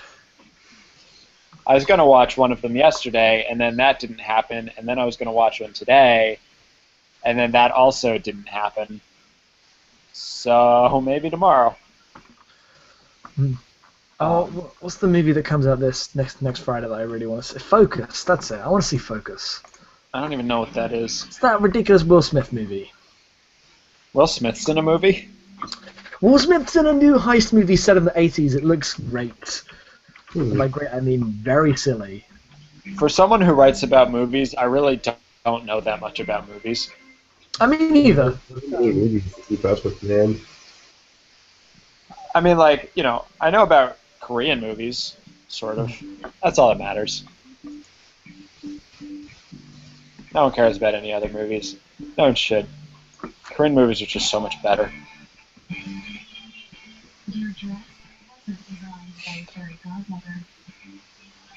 Did y'all see the thing on Destructoid about, you know, the not pictured video games article? I didn't read it, but I saw it. What was that about? It was about, you know, the fact that basically every game site except for Destructoid has moved towards, you know, incorporating other, you know, like things like movies and anime and whatever, and talking about them on the site. And Nero basically asking. It's always been a huge turnoff for me for Kotaku, but I like Kotaku a little bit more now. But I always thought it was weird. Like, you see reviews, and then like an article about like a 5-year-old pizza rolls coupon that still works or something. It's weird. Yeah. You know, and I mean, and it's... Oh, it's back. We'll talk about this after. Yeah, it's Box Watch 2015. Shut up.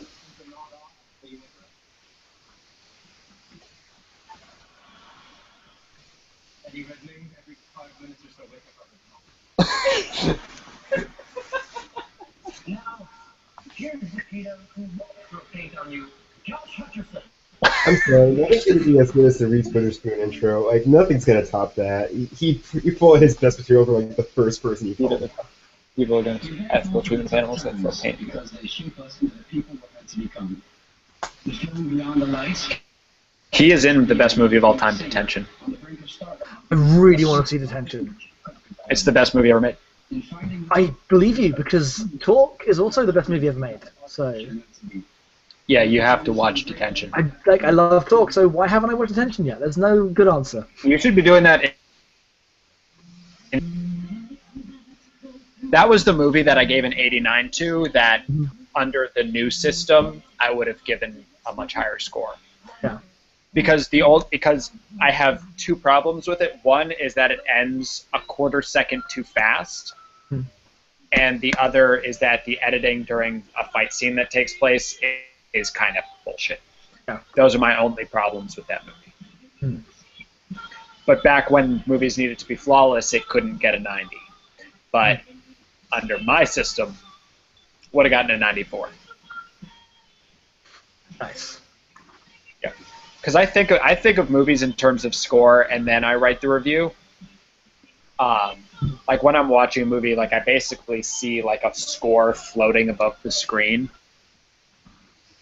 and as things happen, that number goes up or down. And then I'll write a review, and sometimes it'll be like it'll turn out that my score doesn't actually match what I wrote at all. But you know, generally speaking, I'll finish a movie and I'll be like, yeah, that was a 78, and then I'll write it and I'll be like, yep, I was correct. Just like my movie is going to be a 78 unless it's better than a 78. It's going to be at least a 78. Because without sound or music, it's already like a 70, 73, 75. So it sure as fuck is going to be at least a 78 once I put in all the punching sounds, of which there will be hundreds of punching sounds. That's the most painstaking part. Yeah, I know. I'm not work. looking forward to that. I'm not looking forward to that at all. But it's picture locked, and I've been doing color correction, so which is color correction's really interesting. I posted a couple photos to the website. If anyone has a Facebook and isn't watching this person sing, I know I turned it off. You should go to facebook.com/realthemovie and take a look at what images look like before and after color correction. It's pretty cool. Cool.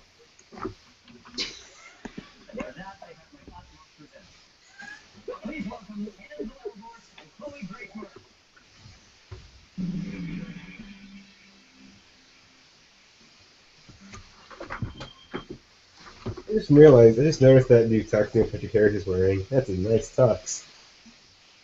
William Goldman's legendary book, Adventures in Screen Trade, warned writers never to write scripts with themes so imaginative they could never be practically filmed. Today's visual effects masters prove there is nothing that can't be brought to life. This year's nominees may include everything from mind-bending space voyages to dancing baby Groot. Here are the nominees for achievements in visual effects. Captain America, Winter Soldier. Dan DeLue, Russell Earl, Brian Grumman. That made us believe that Vin Diesel was 2 feet taller than he really is. Joe Terry, Stephen London, Daniel Barrett, and Eric Lindquist. Guardians of the Galaxy, Stefan Serati, Nicholas Aitani, Jonathan Faulkner, and Paul Floyd. Interstellar. Interstellar actually shouldn't win because it was primarily not visual effects. I mean, except for like some of this, except for like, you know, the space shit. But like, I don't know. the Space Majesty shots are pretty good. Oh, they were incredible. They were fucking incredible. But like And can- the coolest shit in that movie was not. Oh, there you was go. all With Interstellar. The I mean, Interstellar won, it. and like that space shit was incredible. But like, you know, almost everything was like miniatures or like projections or just actual shit. Like all of the stuff on that water planet and the ice planet, those were locations, which is insane.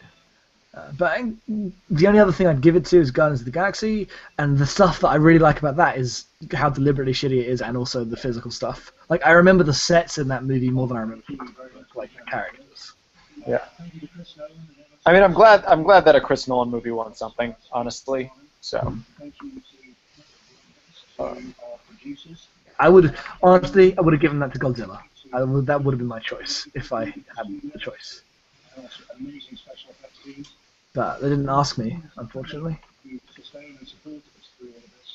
One of these days, they'll ask all of us. Yeah.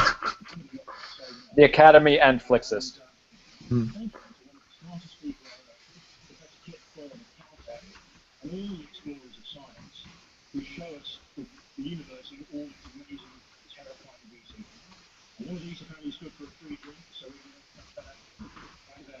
I hope that's actually true. I really do. What'd he say?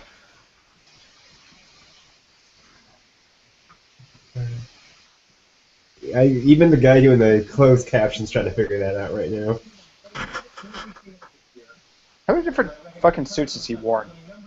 That's the second one he's worn. Unless you count the underwear as a suit, then it's 3.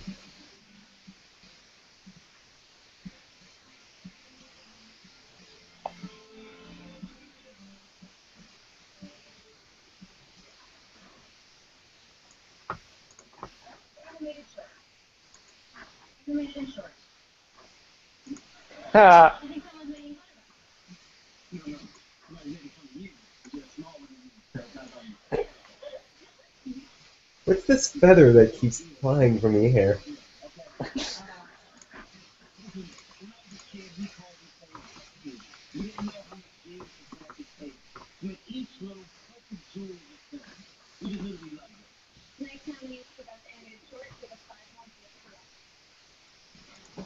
The bigger picture, Baby Jacob and Christopher Reeve. The Dam Keeper, Robert Condell and Dennis Fitzsimmons. Steve, Patrick Osborne and Christina Reed. Me and my Moulton, Toriel Cove. A Single Life, Laura Sofran. Alright. And the Oscar goes to Peace.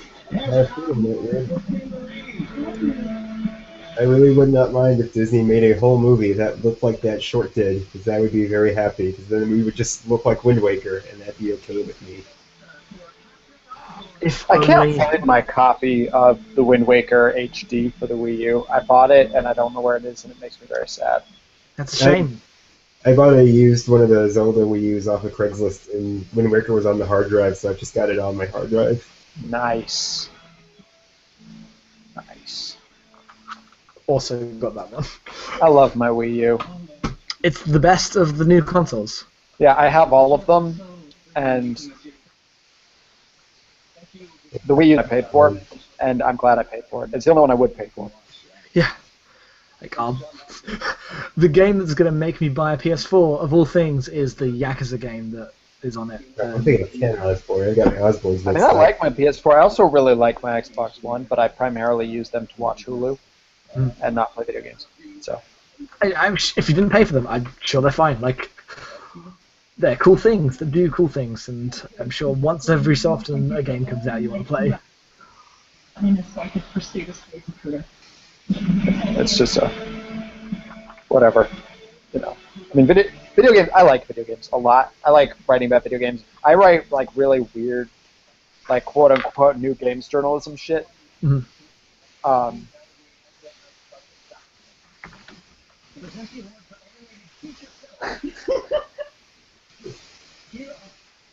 Yeah, it really should have gone the Lego movie. I'm sorry, guys.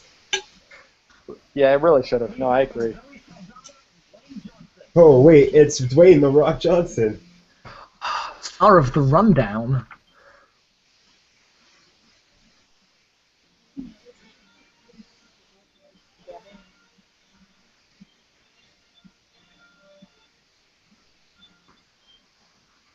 No hair, makeup, no costumes, no fancy trailers. Yet these films did what many great films do. They made us feel. So true. I remember crying my eyes out when I watched the end of the I was Lion gonna say I enjoy it. Wait, that's Vin Diesel also. I get them mixed up sometimes, you know? 20 years old. That took on the fact is, these movies made us feel. It would be amazing if their intro was just about how great the Lego movie was. Yeah.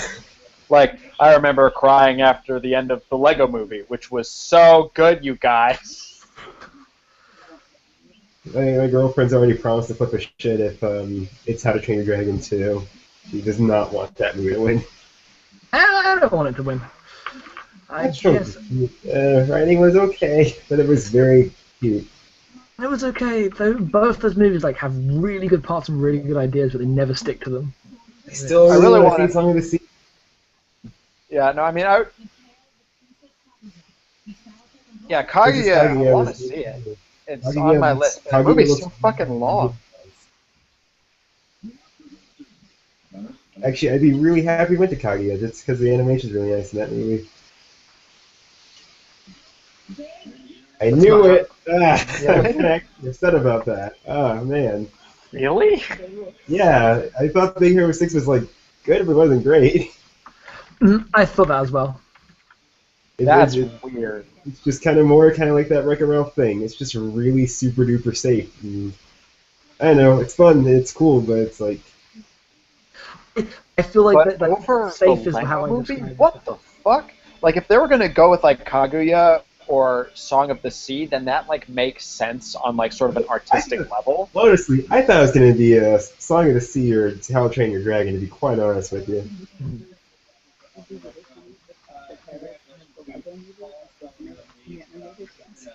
But yeah, no, that's just like, that's fucking weird. Yeah, it really is. But I had a feeling it probably would go to whatever Disney did. Yeah, they Man, Big Hero 6 and Lego would even get nominated, dog. That is crazy stuff. whatever. I mean, Matt gave it like an 80, I think. Like, you know, he liked it a lot, and that's fair. But like, what the fuck?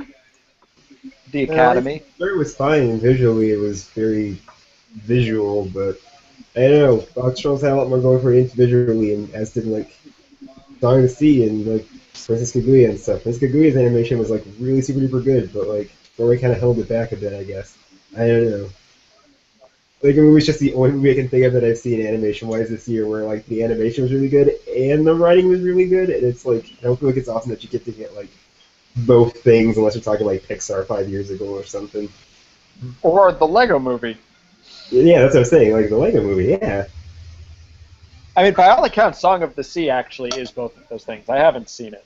Yeah, I still need to I've see heard it. amazing. It never came to any theaters near me, but I think it's supposed to be coming out on stuff real soon. I think. I'm I sure know, you it can was an find it. instant report in my Princess Kaguya Blu-ray, and it's like it's coming soon, we promise. And it's like you better be promising a little sheet of paper. Where do you live, George Charles?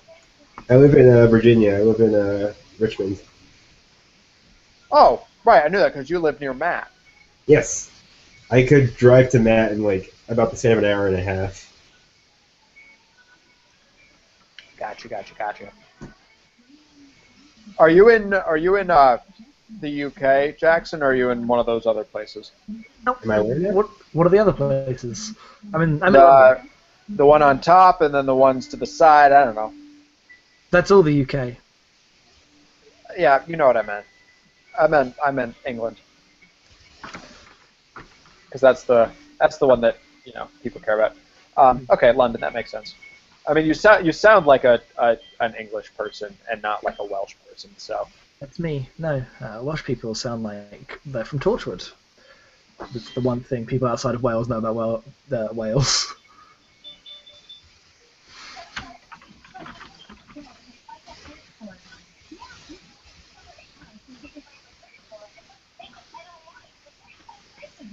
I should check my credit score. Oh, this Discovery commercial.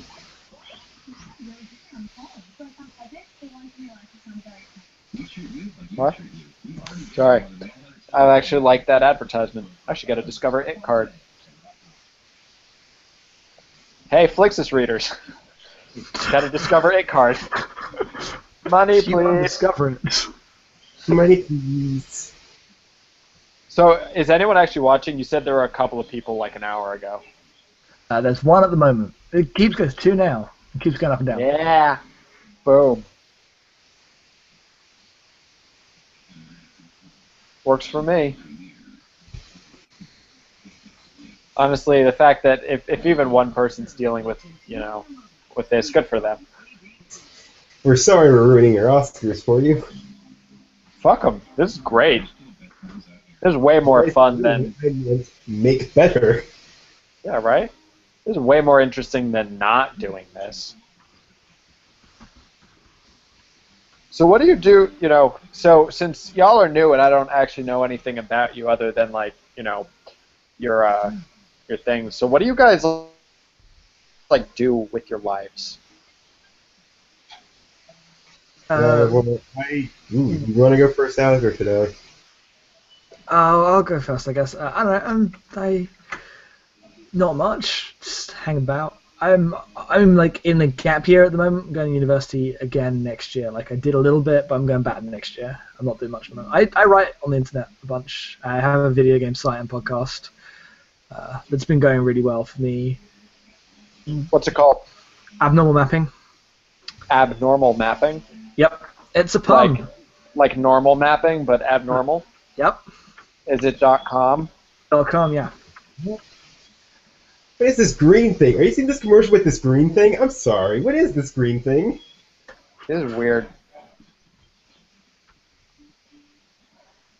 What is this green thing? I'm sorry. That just creeped me out too much, man. I'm sorry. Continue about the mapping, the abnormal maps. Oh no, that's just a website that I run with my friend Matt. It's a cool thing. What did you think of Beyond Two Souls? I loved it. Interesting. No, well, I thought it was okay. I loved bits of it. Matt really loved it. I think it would be better if it was in chronological order and like fixed a few of its key problems. It could be the best thing.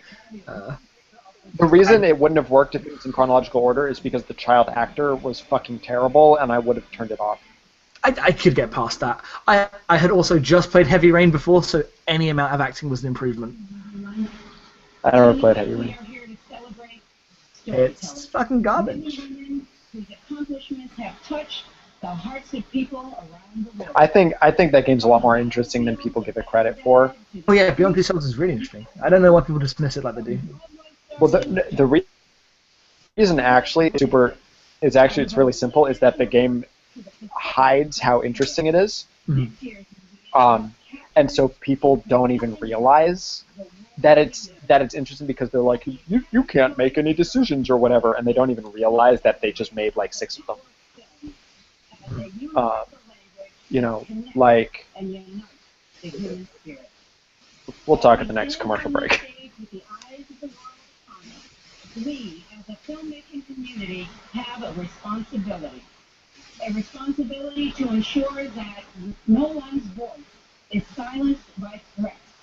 A responsibility to ensure that different opinions Man, all these women at the stage for human rights. professional attack. Hashtag Gamergate.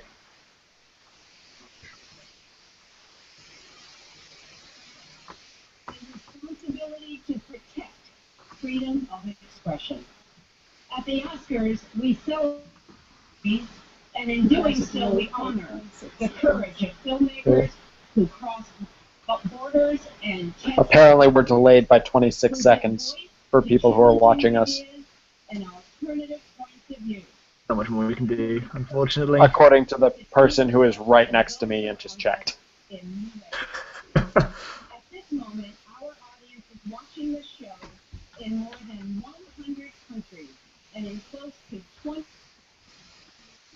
the globe. And yet, despite the distance between us, we are bound together by our fascination and passion for cinema. This has been our Cinema. past and our present, and it is also our future. And tonight, we honor those people that make it all possible.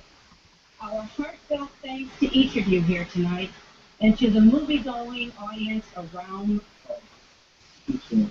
If the viewers like you, thank you. Hey, Murphy looking pretty fly in his white tux there. Well said. Okay, here, checking in. Guys are locked, we're good? No one's touched the rest of it? Box 2015. Locked there? Locked there? God damn it. Yeah, you boxes are clear. Welcome. Let's shake.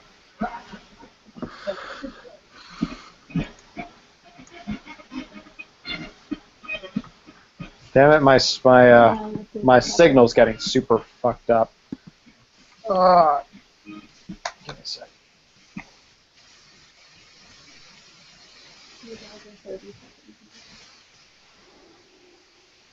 So are you one of the two people watching? No, I just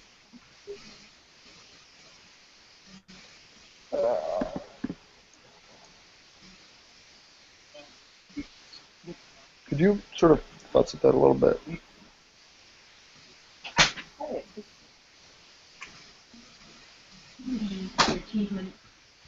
Oh wait, here we go. Got it. Grand Budapest wins. Yeah, I probably will. I'd be shocked if it didn't.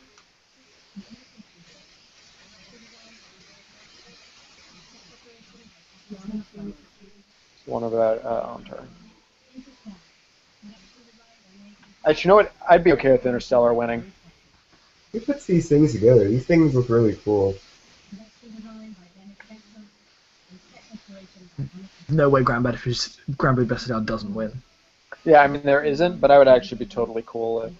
I mean, I wish it would have been cool if Interstellar had won Best Production Design and not Best Visuals. Mm-hmm.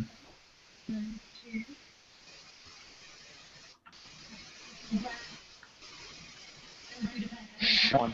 And Budapest taking it home.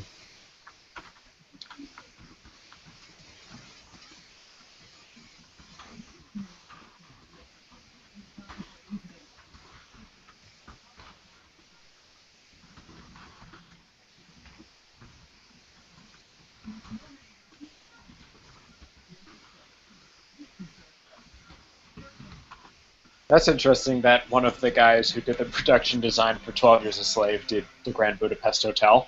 That's a shift. Yeah, it shows flexibility, man. Yeah, right? I mean, good for him. He fucking killed it both times. Mm-hmm.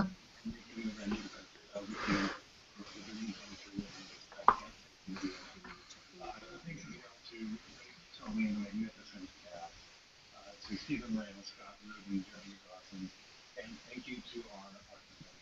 We're here because of the tremendous effort of our whole team, from set dressing and construction to graphics and props. We're so proud of you all tonight. We share this award with you. And finally, thank you to my family, to my teachers, and to a fellow named Mark Bieber who gave me my start and showed me how to start my life.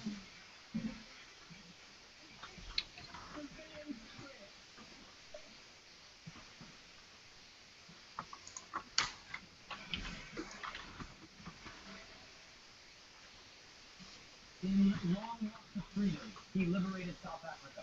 In Zero Dark 30, she brought down Osama bin Laden. In A Million Ways to Die in the West, I pooped in a hat. He did poop in a hat. It is a thing he did. Please welcome Idris Elba and Jessica Chastain. I'm surprised people even remember A Million Ways to Die in the West enough to reference it. Well, he was in it, so. And he was. easy to explain. We like to acting or writing. But sometimes what we really enjoy is the book. As the job of the cinematographer to have give each film its own unique look. The use of light, shadows, and lenses, they help create and help production. Here are the nominees for achievement in cinematography. I finished my cinematographer reel the other day because that's when I'm not being a writer-director. That's primarily what I do. It'd be really interesting if Ida won this.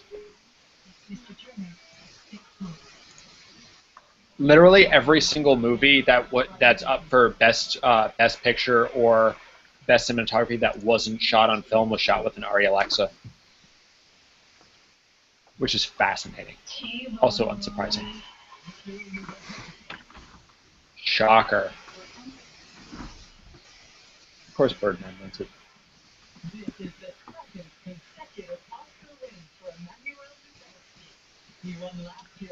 They didn't turn the cameras off, therefore it is the best.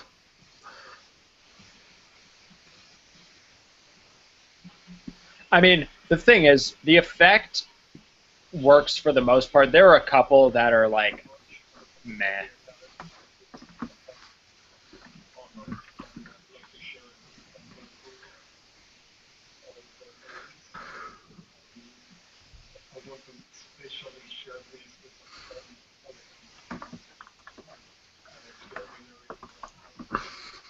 I would have probably chosen Budapest for cinematography.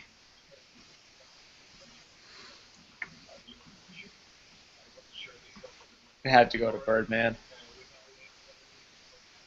Gravity shouldn't have won it. Birdman should.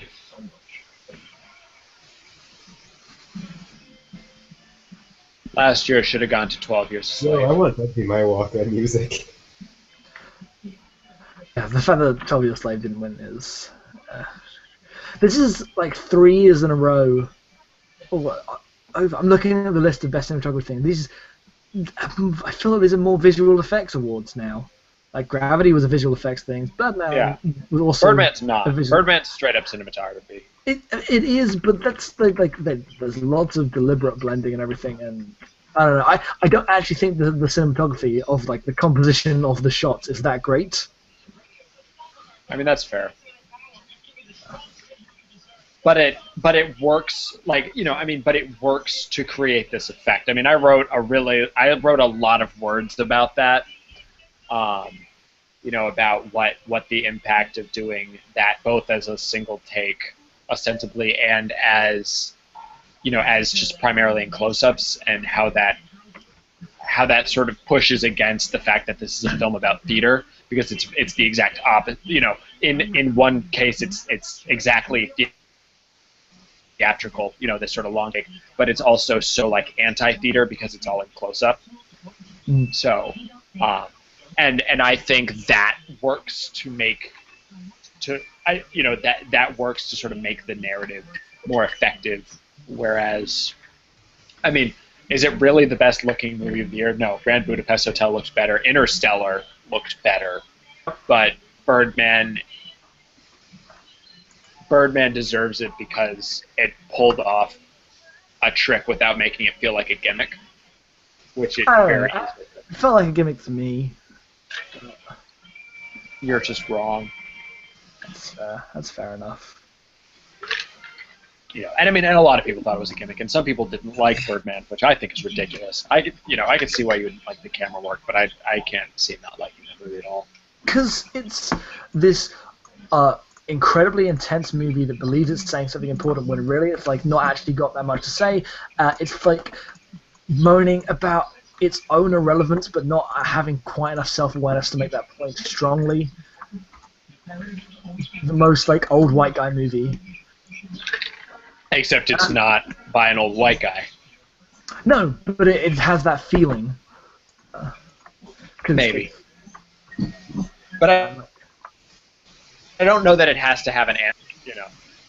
I mean, it's making a point, and it's asking questions, it's not answering those questions, but I don't think it has to have an answer. Because what it has is hope. I just don't think the question is asking it anywhere near as profound as everything that movie invests in having something really important to say and making every shot just, or the one shot just full on all the time. And it could have benefited from some restraint and subtlety. Because when it's just being a not David Mamet but David Mamet thing, I'm into that. What I think is going to be really interesting is Victoria, because Victoria is 2 hours and 20 minutes long, Well, that's and actually one shot. Yeah, that thing Yeah, was like it's fucking. Yeah, it's 2 hours and 20 minutes. It's 140 minutes long, which is insane. Because the previous longest shot in a movie was 90 minutes for 90 to 95 or however long Russian arc is. Yeah, no, it's 2 hours. It's a 2 hour and 20 minute long movie. And it's all but one it's shot. Yeah, it wasn't legit stitched one together. Right, actually one shot. That's ridiculous. But what that means, that definitely means, is that there are probably places where shit went wrong, and so that movie will almost definitely drag in a way that's extremely unfortunate. I don't know. I think that's great. I want it to be this weird, imperfect thing. Because like Birdman gives you the impression of imperfection while being very clearly controlled, whereas Victoria, if Victoria is a 140-minute movie that should have been 120 minutes, that's unfortunate. I don't think it'll be that bad. I think it'll be I really hope not. I really hope not. I assume the people who have made it know it's one take, so they rehearse it like a play, they do it like a play, and it would have been a bit looser in terms of how it's set up. But the difference, I think, between something like Russian art and this is that from the trailer, it seems like they're literally going around locations and shit. Yeah. Things that can go wrong as opposed to them just being in like one place that's heavily controlled. So like they might have, for all I know, they fucking get stuck in traffic at one point, like because and that's the kind of thing that like the fact that they're doing it out in the world makes it so much more amazing, but it also means that there are more places where things probably did go wrong. And I'm fine with that. Like I accept that. I'm excited. I can't wait till that comes out. I'm super excited for it too. Yeah. But I'm just like I'm worried also because when everyone talks about it, they just talk about the camera. They don't talk about anything else about it, which does not really bode well for the movie. That's disappointing. I kind of wanted to talk about it as a movie as well. Yeah. We'll see. We'll see what happens. I mean, I'm hoping it's super good because like I want to be able to point to that as like, fuck Birdman, y'all. Do this. No, that's the thing. Oh, geez, I've been paying attention. It's always a treat to see. Not a treat. It's not good seeing this, but it's always good to see.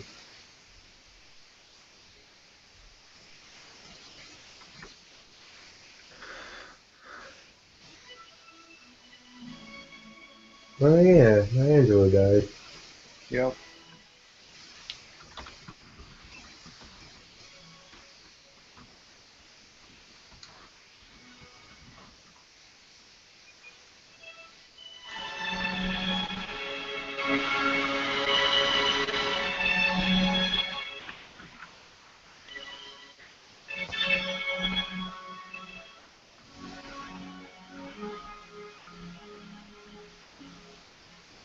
Oh yeah, H.R. Geiger passed too.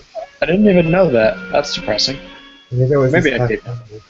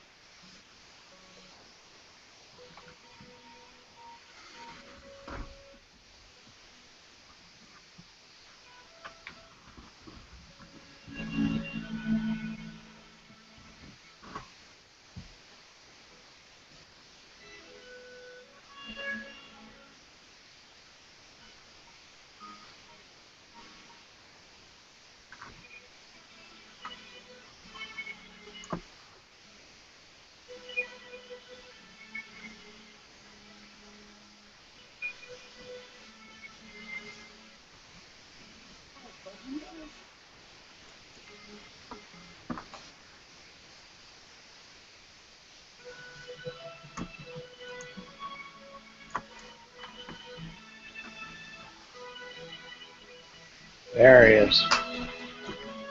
Surprising with the younger picture.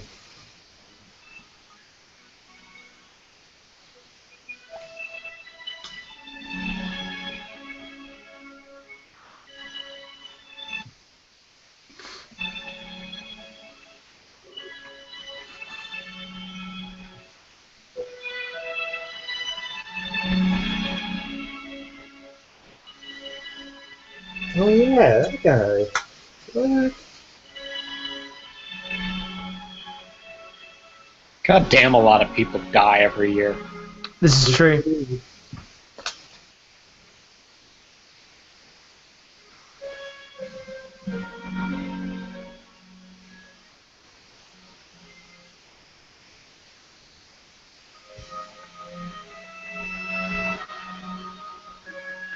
Wait, when did he die? I like that guy. Really? Marquez?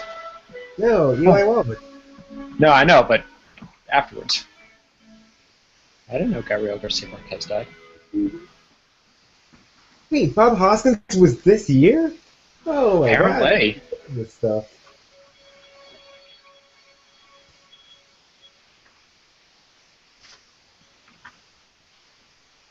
That's in chronological order, so like I thought Bob Hoskins died earlier than that. Yeah? The shepherds held in their lives with him. They are for conviction. Who's this?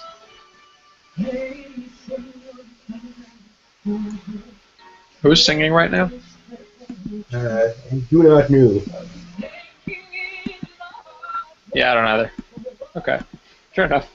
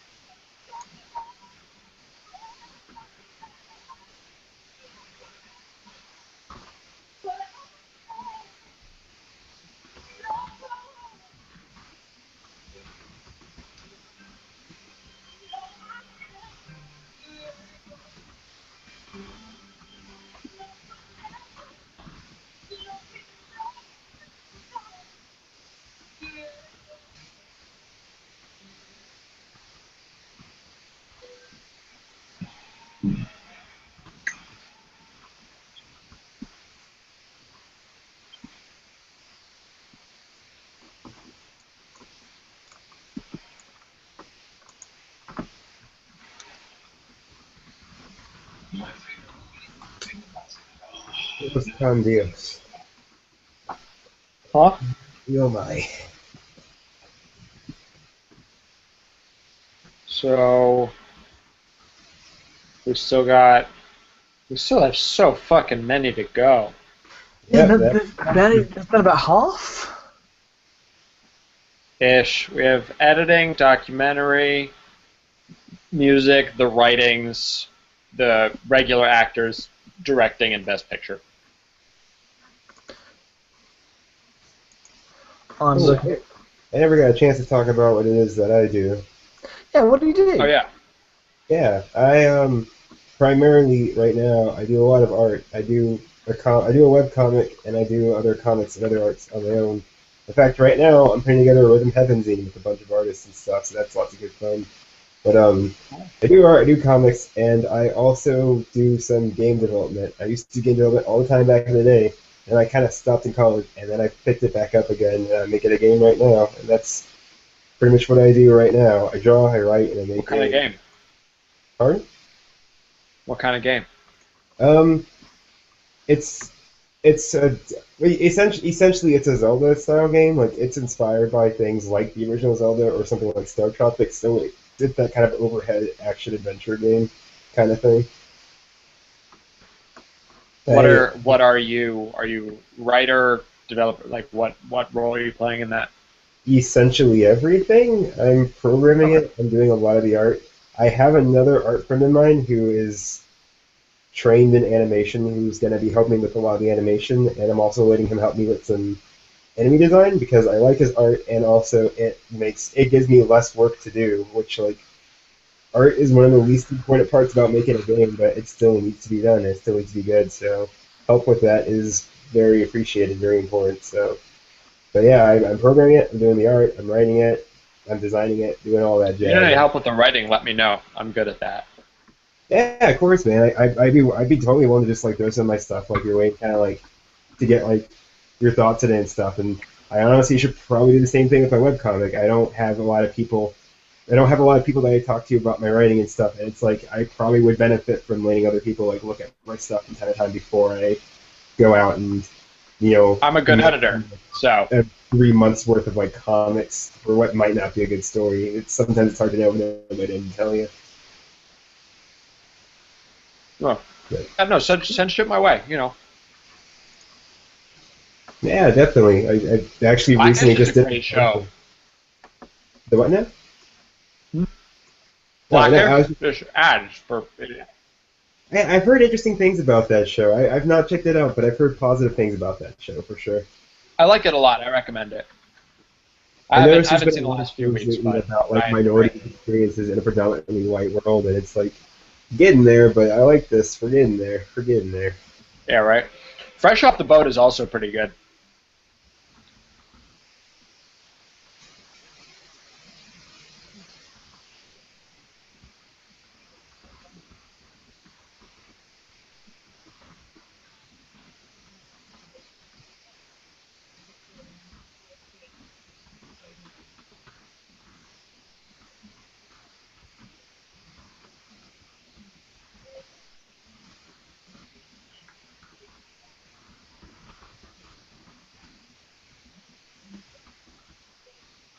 Editing is fucking incredible.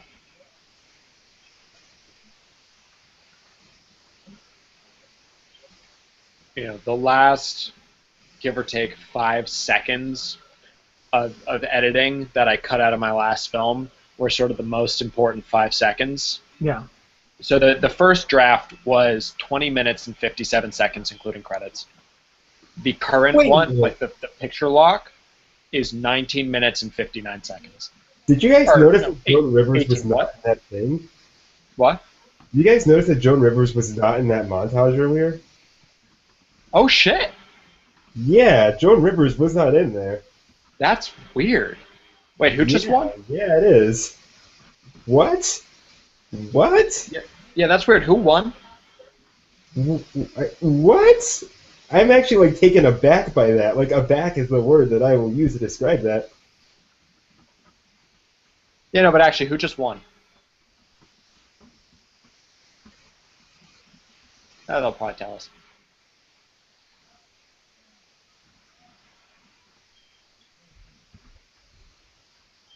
Whiplash. Nice.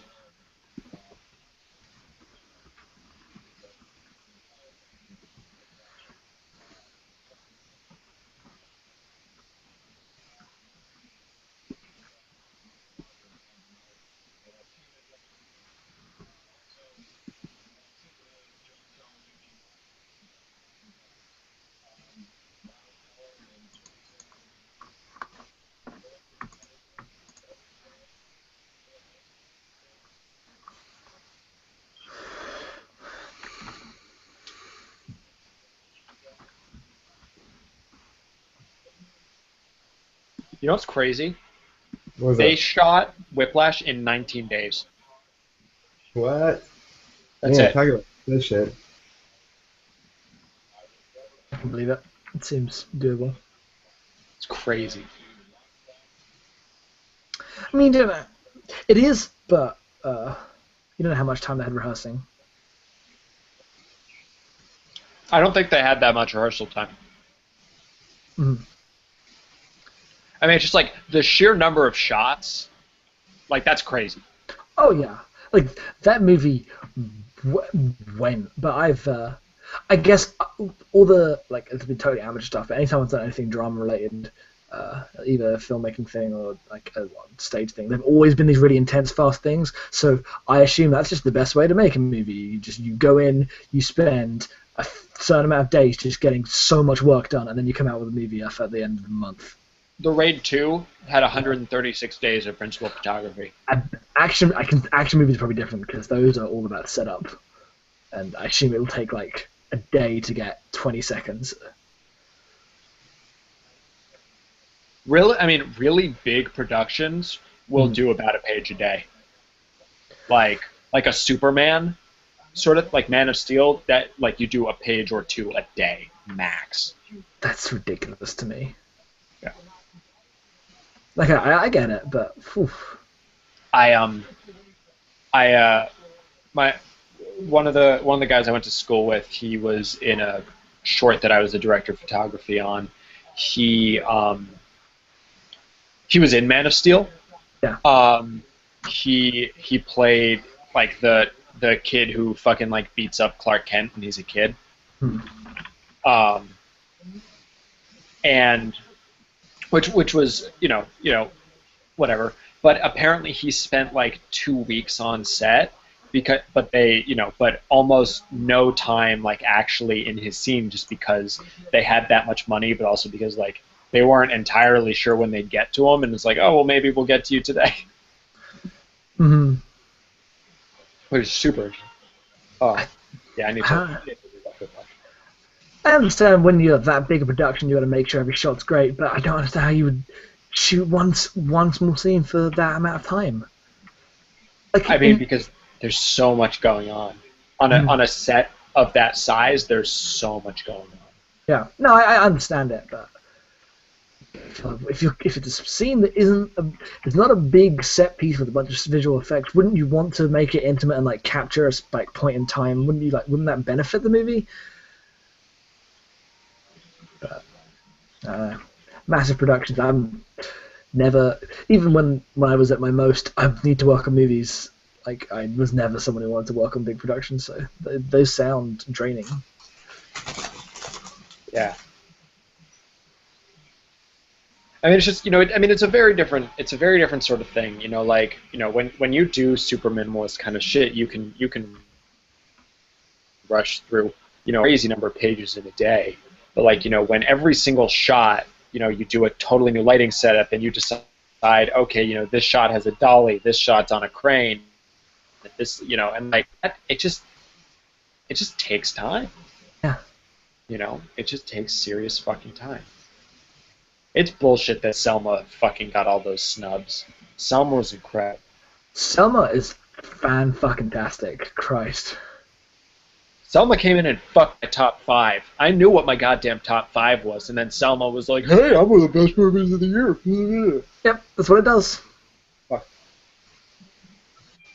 My top 5. Which is why I ended up making that really weirdly structured thing, because I didn't even want to think about where Selma would go. Because it would be like 1 or 2, but I didn't want to figure out how it pushed Boyhood. I mean, it's better than Boyhood. It is, but it's less fascinating than Boyhood. I don't think that. I think there's way more to unpack in Selma than Boyhood. Nope. My top 5 was ridiculous. Like, Godzilla, Maleficent, Grand Budapest Hotel, Lucy, and Selma was the most weird top 5.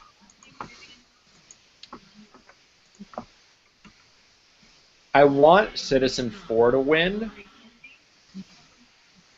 regardless of whether or not it's the best, because I want that to just sort of be out there as like a popular, like I want it to be like, you know, the Oscar-winning Edward Snowden documentary. I don't think it'll win though. Oh shit! Shows what I fucking know. I should have literally waited 4 seconds. Good for it. Yeah, I thought it was going to win. I didn't. But good for it. Like, it's the most openly, we are an important and topical documentary of the bunch. Yeah, but that hasn't always won.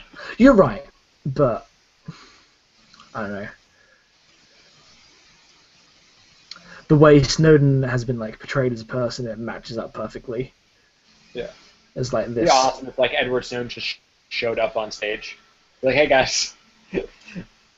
This outcast whistleblower, but still totally safe person that everyone can get behind. Oh, hey, fucking Glenn Greenwald.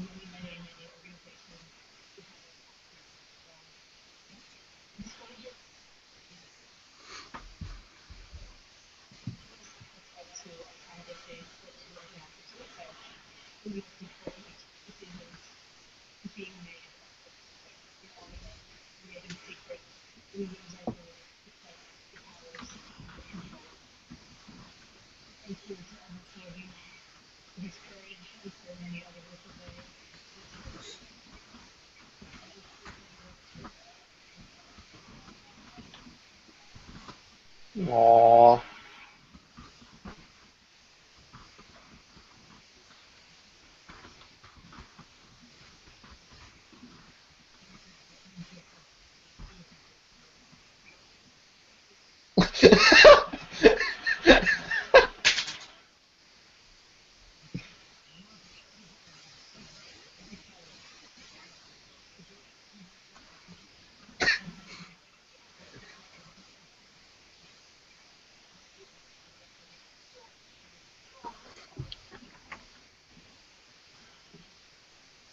What? Do we have a best original score on that thing?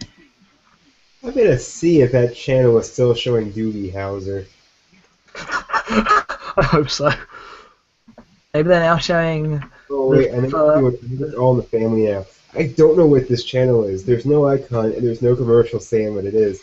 All I know is I turned to it and it had Doogie Howser going for a couple hours, and now it's just not. I want to know what this channel probably is. I'll probably never know.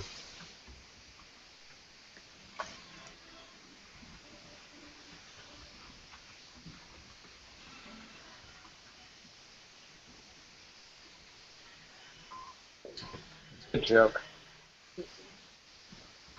For some reason. I'm guessing it was Mia.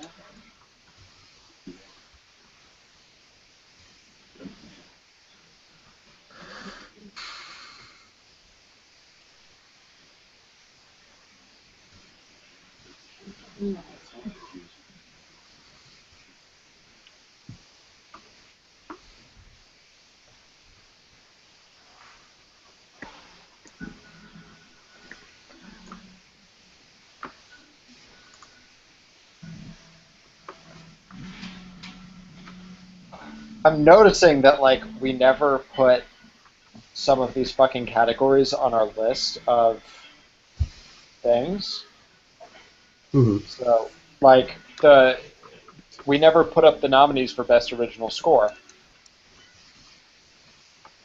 which is weird. Hmm. So I have to deal with that shit now. Not that I'm complaining because Matt's a daddy now or whatever, or in the process of becoming a daddy now, Daddy man. or any hour, depending on how long it takes. Ooey, ooey. I feel like I should get some water. Next commercial break, I'll get some water.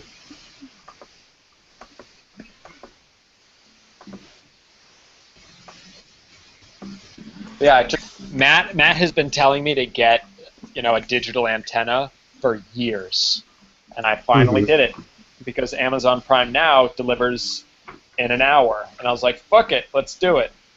Where you live in that? You live in the area for that? I'm in Manhattan, yeah.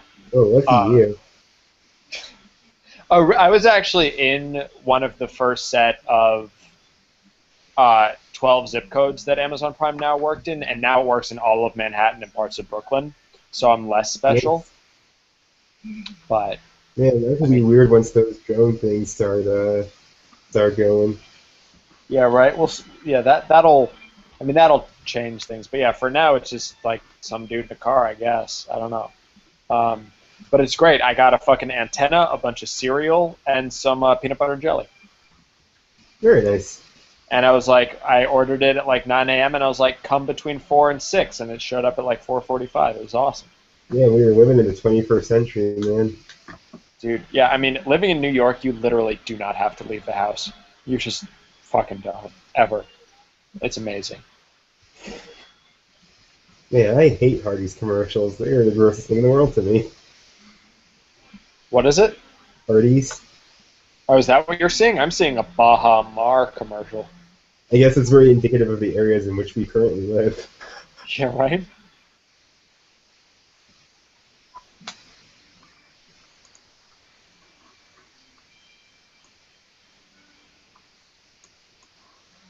Fox Watch 2015.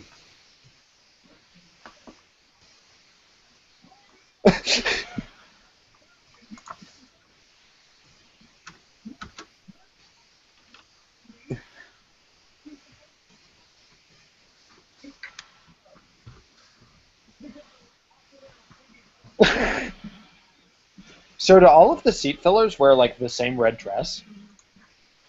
Yeah, that's a good question.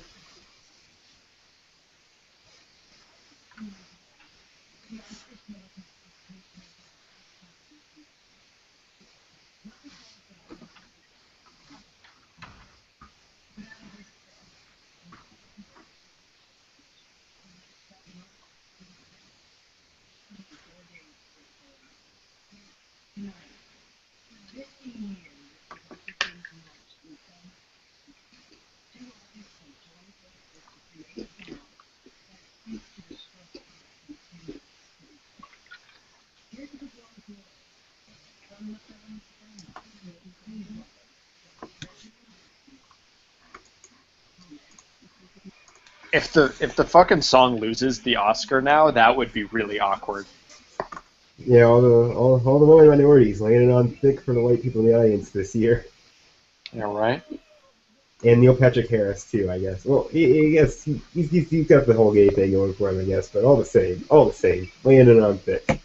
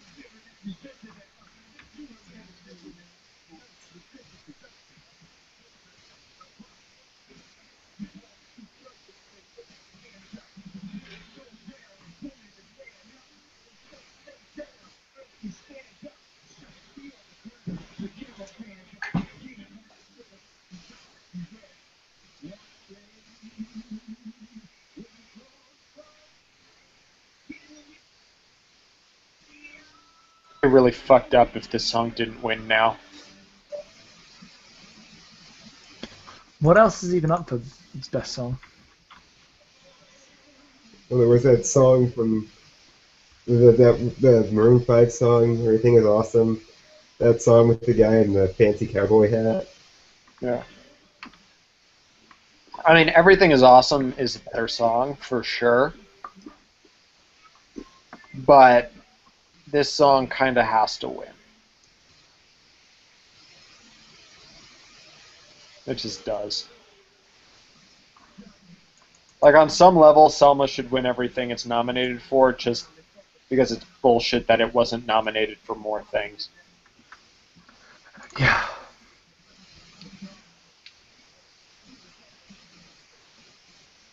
Because this is probably the only thing it'll win.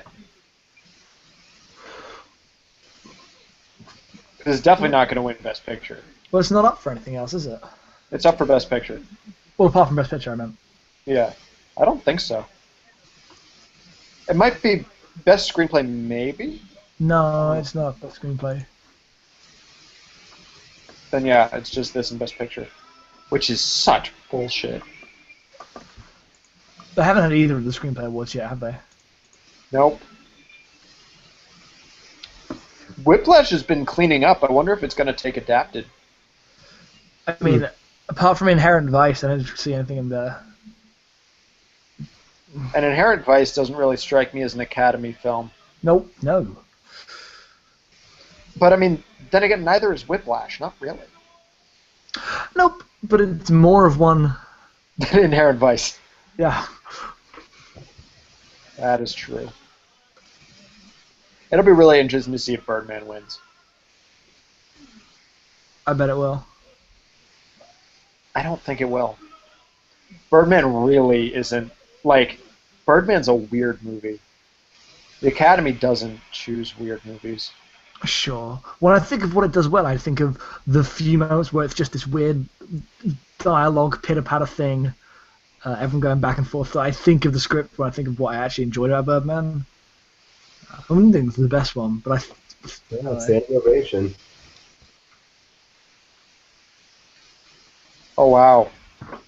Tears in the audience. How do you say that guy's name? The actor who played Martin Luther King. It's like David Oyelowo or whatever. I'd have to see it in front of me. David Oyelowo. Oyelowo. Oyelowo.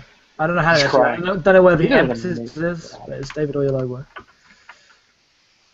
Oh wow. Well, again, that dude. Lots of people cried.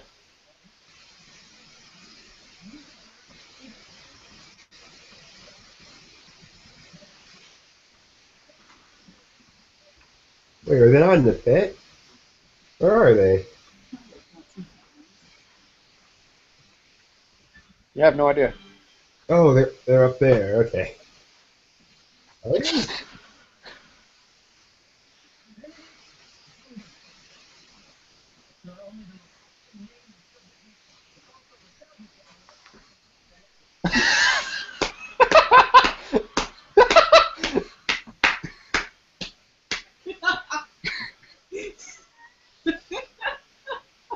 That was good.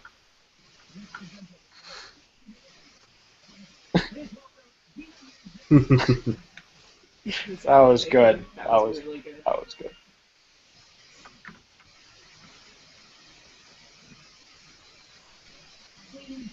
Please welcome to the stage my very dear friend, Lon Zingo. What?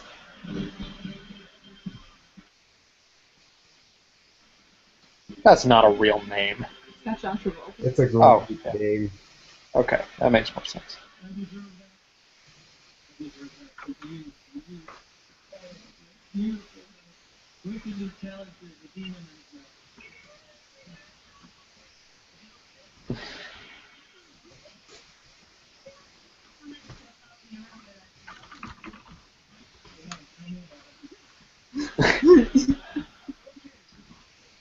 How old is he?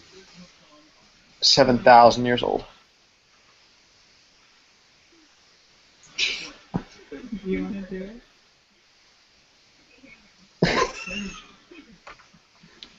Everything is awesome. From the Lego movie, music and lyrics by Sean Patterson. And Sony, music and lyrics by John Cena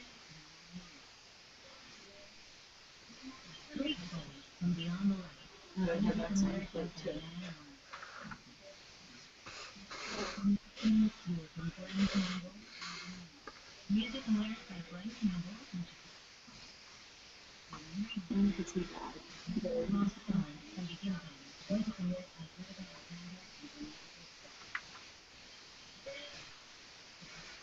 There you go.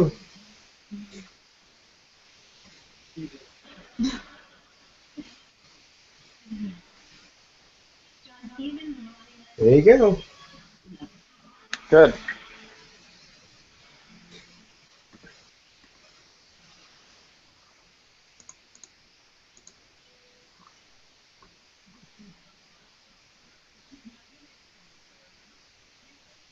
I'm having a weird deja vu. I remember having a dream about something.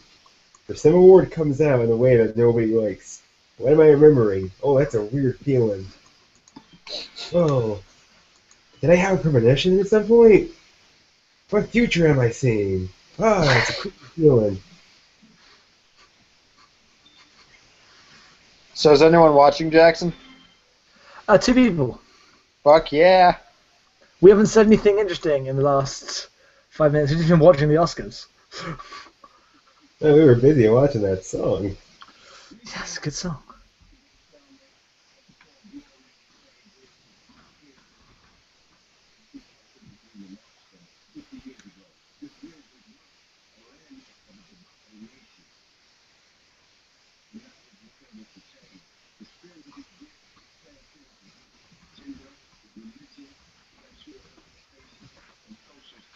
Did either of you see Common on The Nightly Show?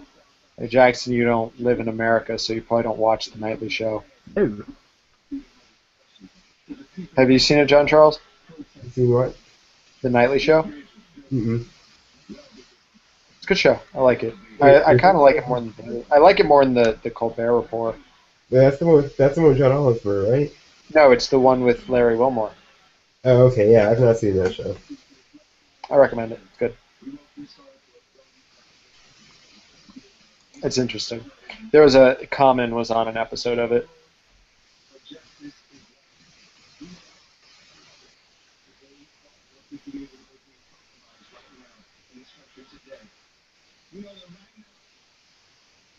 The struggle for freedom and justice is where we live in the most incarcerated country in the world. There are more black men under correctional control today than were under slavery in 1850. Many people are marching with our songs. We will tell you we are with you. We see you. We love you. And march on. God bless you. Good for Good them. speech. It's a good speech. There have been some pretty good ones. I think the best one is definitely the ETA director, who's just like, fuck you and your play me off bullshit.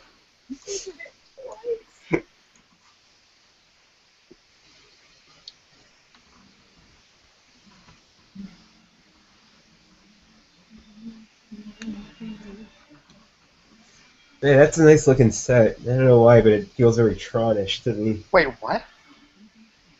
They're doing... They still haven't done writing. Wait, what's next? They said best actor, best actress, and best picture. Well, I mean, it's already 11 o'clock. I think they gotta wrap this stuff up by 11:30, man. Yeah, but they have to do the fucking writing awards. Well, I guess we'll find out if it'll take 20 minutes to get through those 3 categories. Yeah, but like, are they gonna do best? There's like best picture, also best writing. probably. Mercy me.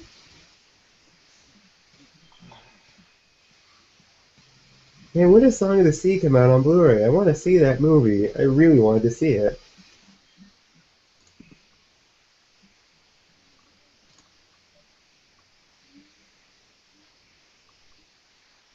I hope Nightcrawler wins.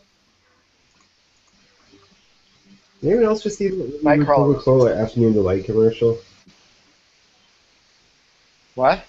There was like a really weird Coca-Cola commercial called Afternoon Delight, and it made me uncomfortable for some reason. Really? Yeah. Maybe it was because they used the phrase Afternoon Delight to describe Coca-Cola. That's pretty funny. That's fair. That's fair enough.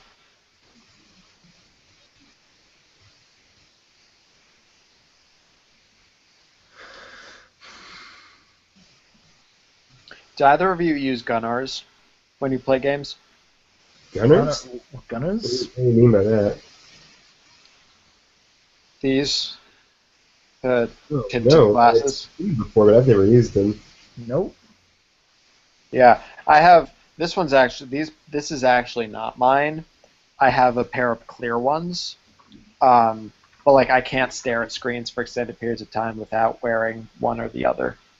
I'm trying to make sure I'm in a well-lit room anytime I use the screen, and it helps because my computer, I use a Surface Pro, and I like the screen on that thing a lot because have you ever used like a MacBook? I'm on a MacBook. Okay, yeah, like I think Apple has like the best backlight for laptops because like it's a proper brightness and it's just barely off white, so it kind of is like glowing paper essentially. And the Surface Pro isn't exactly like that, but it's pretty darn close. For the computer I had before this, man, oh man, that gave me the worst migraines. I probably should have gotten some of those gunners using that thing. Yeah, no, I mean I use Flux for like sort of the in screen version of it, but like when I'm watching TV or playing games or whatever, I use these. I mean the reason I got a set of clear ones is for like editing. I can't color correct while wearing yellow lenses. Of course, So unless you want your movie to look yellow, I suppose. right. Well, I mean everything would look blue because in the yellow it would look white. Um, So the ones that I have actually have the slightest bit of a magenta tint, but Hmm. not an only you only really notice it if you're in a room with a lot of fluorescent lighting because you put the glasses on and suddenly the walls are white instead of slightly green, which is kind of interesting. It But makes me yeah, wonder I if I mean, even like this kind of glasses because like I am a huge stickler for like picture quality and like accuracy. So like if the colors are off, that would just like drive me insane. yeah, then you'd need to get like the clear ones, but it just makes staring at screens so much more pleasant.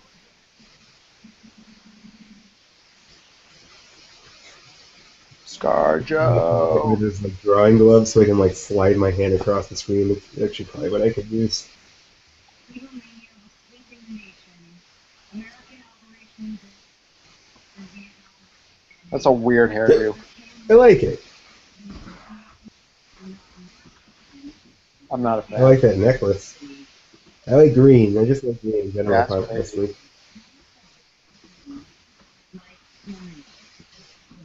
Looks like some sort of like tribal thing. Yeah, it kind of does.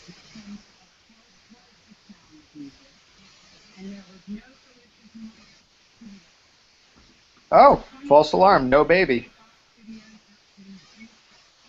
Boss lady.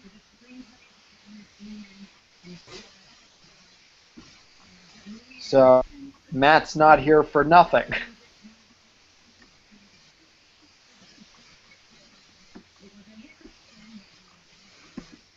Can't. Should probably err on the side of caution with a baby. To be fair. Is that really what this kind of No. music like looks like in this day and age? I guess so. Yeah.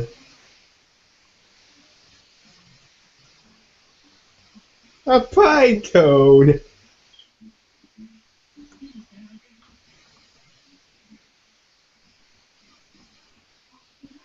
Citizen 4 just got a press release. Citizen 4 wins Documentary Academy Award. That didn't take very long. You know they had that sin just waiting to hit the send button. Yeah, Or the right. cancel button if it were on a timer. I'm sure there are a lot of different a lot of different movies that have like PR people have written up like we're so proud that we won thing, and a lot of people are not going to be able to press that button, and they're going to be super sad. You know what these clips are actually going to be putting me into odd mood for? kind of makes me want to watch The Umbrellas of Cherbourg again. I like that movie. A lot of movies I have to watch again. Jackson, why are you watching this instead of Detention? Because there's no good answer. You know, there's no good answer. There really isn't. Watch 'Cause I think- Detention tomorrow. Like that's what you should legitimately just do that instead of Right. Is it on Blu-ray? anything else. That's on Blu-ray. I can buy that on Blu-ray. It's on Netflix in the UK. I know that because back before it was on Netflix in America, I used my VPN to pretend like I was in the UK to watch it there. But is it still on Netflix in the UK? Lady Gaga singing The Sound of Music? The attention. Probably. It is. I could watch that anytime. Yeah, so fucking do it. Add to list. Come again? It is weird. This is weird.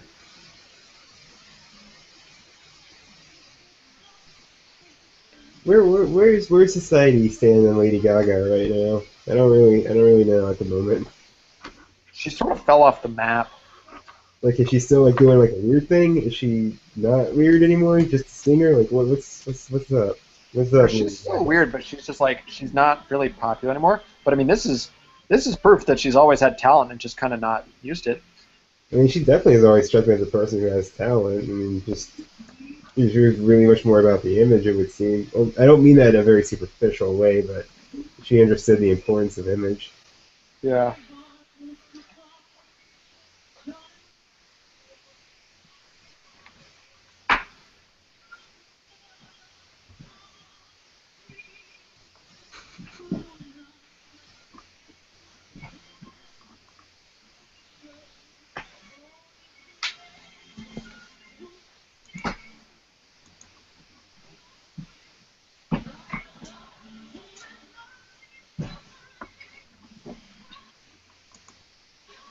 I do think it's weird that people don't sing like that anymore, though. I guess kids just don't like that kind of thing anymore. Yeah, right. I mean, clearly her voice, clearly she's capable of singing like that, and I mean, I imagine a lot of people are probably trained to sing that way, but there's just like a much more kind of like a popular and sensual way of singing that probably sells a lot more than this kind of old school thing, you know? yeah. Depending on what you're trying to achieve with your singing, I suppose.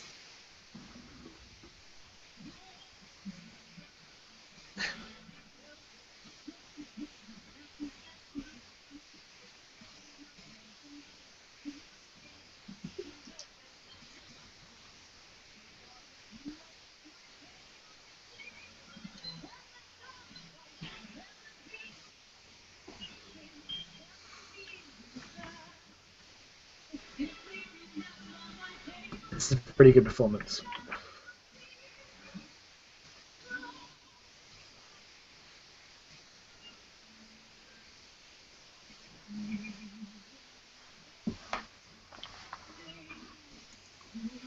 You know, I think I was at the grocery store today, and that there was like a weird, like, fancy version of that song from An American Tail playing. You know, the Somewhere Out There.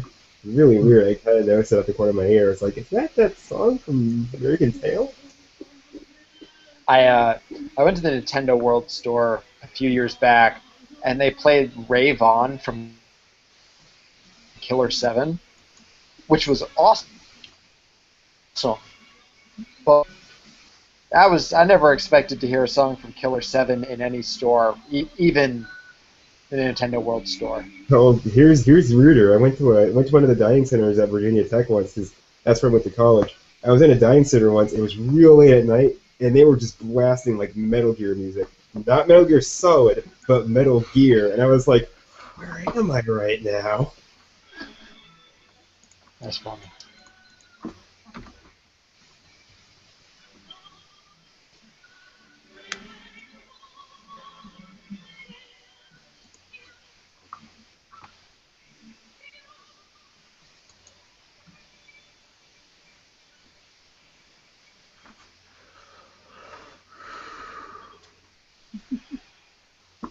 Good on her.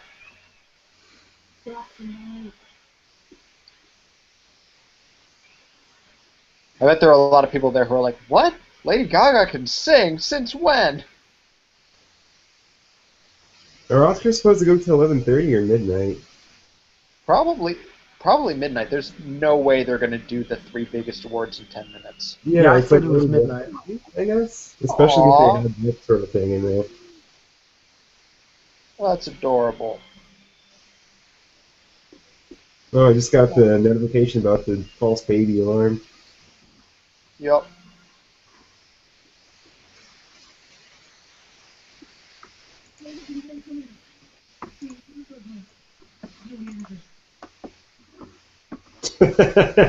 I'm looking at Twitter and like back when they announced the song winners, it was just Philip Lord saying in all caps, "Thank God." All right. What do you think of the Meryl Streep or Julie Andrews? Meryl Streep. Dear Lady Gaga, thank you for that wonderful tribute. Oh my God. Now I'm wondering if they're gonna do a tribute to Joan Rivers now. Like I'm legitimately wondering now. To believe that 50 years have gone by since that joyous film was released. I missed it, and suddenly here I am. I think I can speak for everyone connected with the movie when I say we all really felt blessed to visit that. And as for me, well, I love living. Great music does more than enhance a film. It cements our memories in the film-going experience.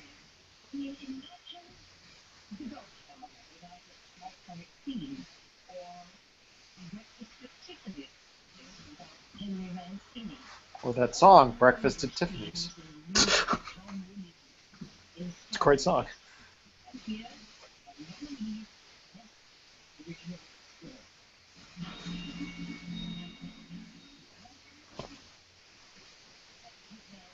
What you said right. And then the adapted screenplays, and then they'll do. Oh wait, last four. There's still four left. There's so many left. Interstellar should win this.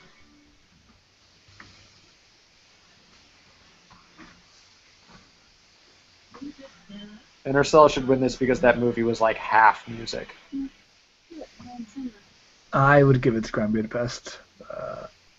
Alright. Interstellar wasn't bad. What else is up for it?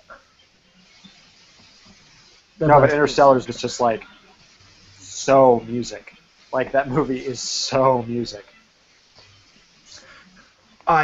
So for like most music, that would go to Sure, Interstellar. yeah, most music, but it was just too. It wasn't many. Like Hans Zimmer went the way I didn't want. I wanted more themes. I wanted less just intense blowing.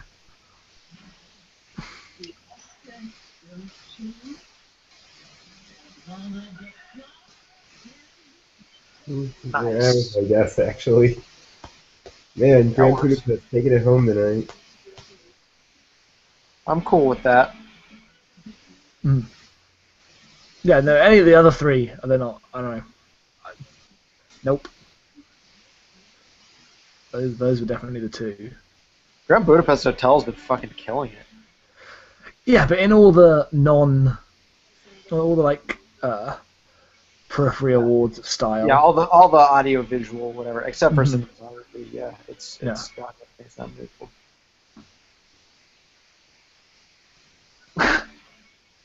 Oh, Adrian Brody, you wink at that camera. Are they clapping to the music?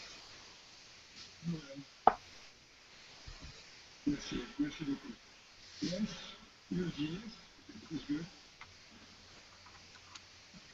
You're for me a great. My God, even the people who work on Wes Anderson movies look like they are from Wes Anderson movies. Right? Yeah, he's definitely the star of the next Wes Anderson movie.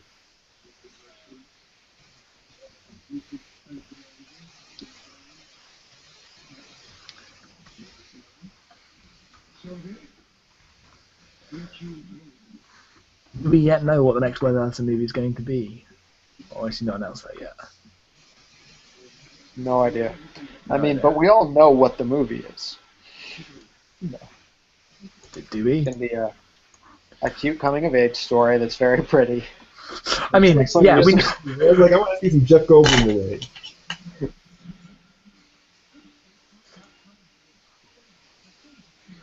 You know, I love Wes Anderson as much as the next person, but we know exactly what that next movie is. The thing is, I don't. Like Grand Budapest Hotel was another Wes Anderson movie, but for some reason it was just ridiculous in how like different it was in ways I can't really describe. I mean, thank God, it's so much better. Yeah, it's so much better than anything he's done. No, it's so much better than anything live action he's done since Royal Tenenbaums. But I Fantastic haven't- Mr. Fox, I haven't seen Fantastic Mr. Fox. it's phenomenal. That's Mr. Fox was good. Oh, I liked that movie. That movie for I'm sort a of stop motion movie. It had a really nice sets. on the Royal Tenenbaums.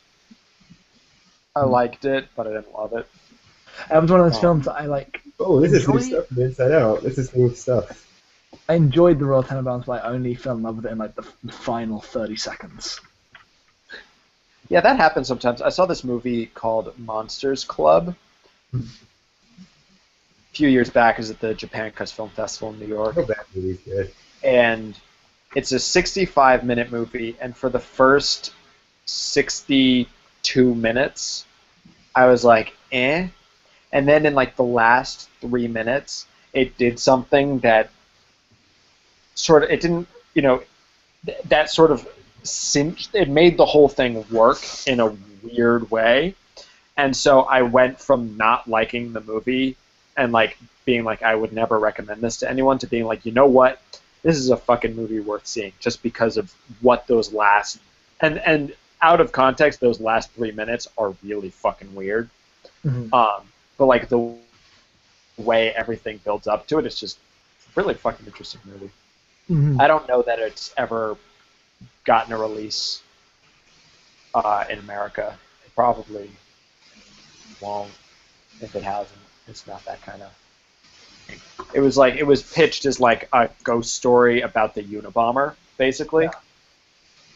Weird. Interesting.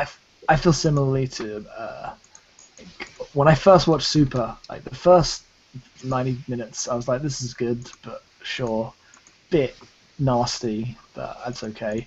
And then the final 4 minutes of that film are like maybe the most powerful 4 minutes that, in terms of some things that personally resonate with me, and just the movie became something completely different.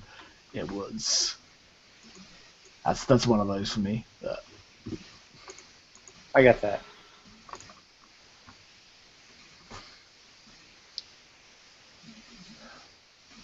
Ugh, I want this to be over. Yep, don't we all? Look at those horses. But whatever. Who is that?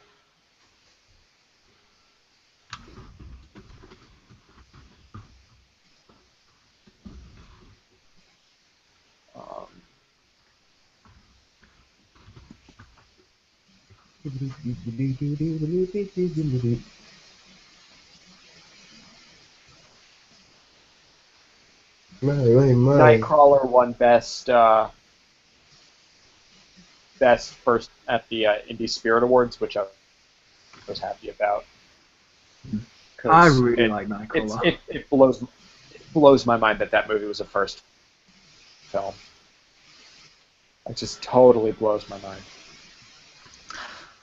That doesn't blow my mind. I feel like the things that make it good have this kind of like naive approach to movie making. That like it is super assured, but it's raw in the way a first movie often is. That's a guy who had to say a thing and said it, gone 100% fully. Right. Well, I mean, I guess that goes to like, you make movies because you have to, not because Where you is want to. that giant Eddie Murphy head from that Dave promotion they had in New York that one time? Where is that head now? the earliest days of the movie business and distributed it with that note. Without the inspiration and perspiration of the screenwriter, the record would have nothing to shoot, and we actors would have nothing to say. We are the nominees for Best Original Screenplay. Cool. Alejandro G. Inarritu, Nicholas Benedict, Amanda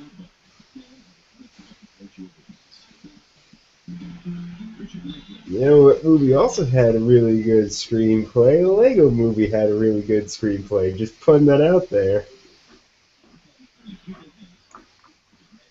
I wouldn't say it's best screenplay. No, definitely not the best, but it was still pretty good. I mean, I wouldn't say that, but then I wouldn't say half of this list is best screenplay good. Really? Birdman. Let's go to Birdman. Really? Weird. Hmm. That's weird. Do you actually think like an animated feature could ever get nominated for anything besides just like either animated feature or best feature? Like, One day, God, I want to believe. I mean, Gravity won Best Cinematography. Heyo!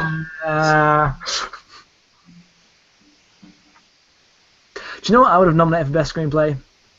What? Edge of Tomorrow. oh, that would Dude, be Edge of adapted Tomorrow's screenplay, would it not? Edge of Tomorrow's what? That would Adapted, be an yeah. adapted screenplay, wouldn't it? Oh, you're right. Best adapted. Well, yeah, sure. I'd nominate for best adapted. Yeah, why the fuck did Birdman win? I don't know. Well, in terms of the That's movie, fine. I think have really good Not writing. as And fucking good as Nightcrawler. Over Nightcrawler? Fuck that. I loved Birdman. Like, I loved Birdman. But that's bullshit.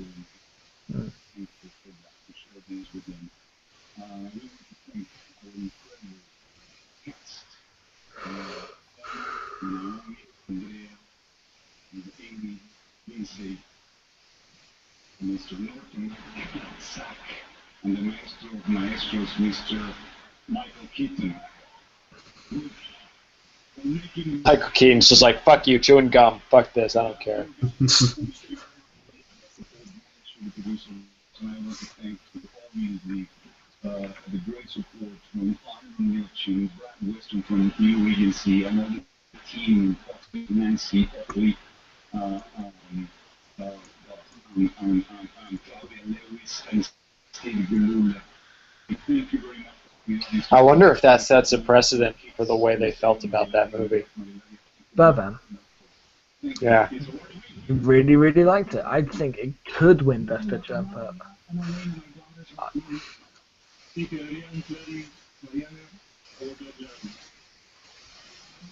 Víctor Chía, de allá arriba en el cuarto piso, Luciano, Amador y Torino, toda Argentina.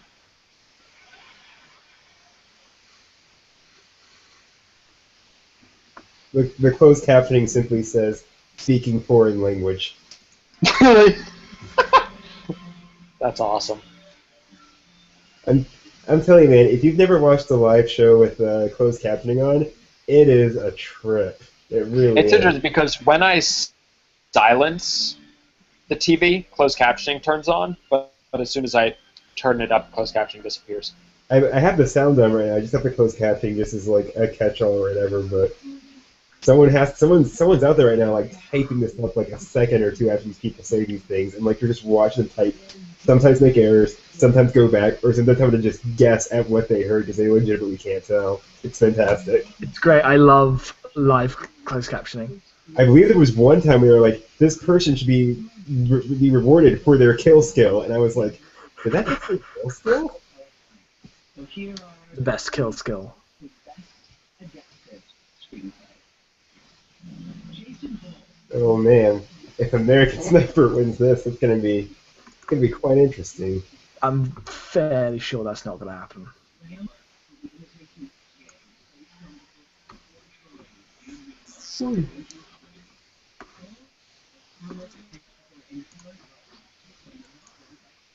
Yeah, there you go. Theory of Everything's nominated for adapted screenplay. That's what I say to that.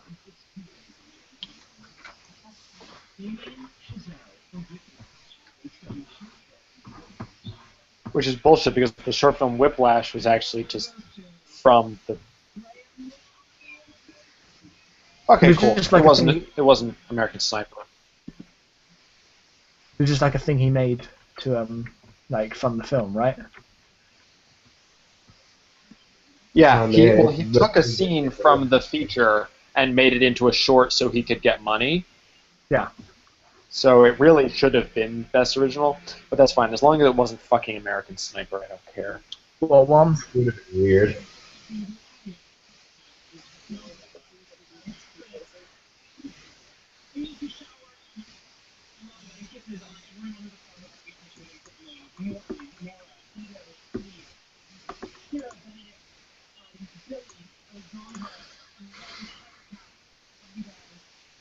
So much. Thank you for this film. I'm so thankful for it. So here's the thing. Alan Turing never got to stand on a stage like this and This is one of the biggest Selma snubs. I feel like the Selma screenplay was something else. brief time here where I wanted to when I was 16 years old, I tried to kill myself because I felt weird and I felt different. And now I'm standing here. They try to play this guy off. There should be a fucking riot. Too weird or too different or fit anywhere. Yes, you do. I promise you do. You do. Stay weird, stay different, and then when your turn, when you are standing on the stage, please pass the same message. Yeah, way to go, man. Stay weird. That's a good message. Said it could. That was a great. Weird. That was a great fucking speech. You know what? I think Imitation Game deserves to win because that speech was good. Damn, man, I'm loving all this kind of like people being just kind of like, look, man, be yourself, stand up for yourself. Like, Yeah, I mean, on some level, it's kind of like a fuck you to the Academy for being so samey. you almost think like Neil Patrick Harris was like in on that before he started making all those cracks and stuff. Did you see the movie about Turing? I feel as if the cover of his concept they really keep it. Probably.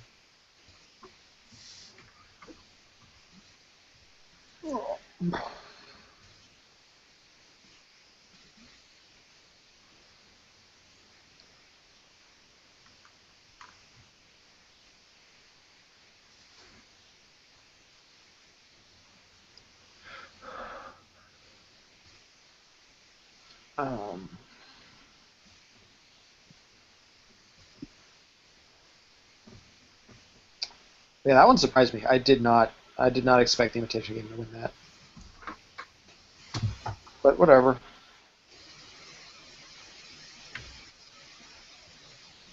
As long as it wasn't fucking American Sniper.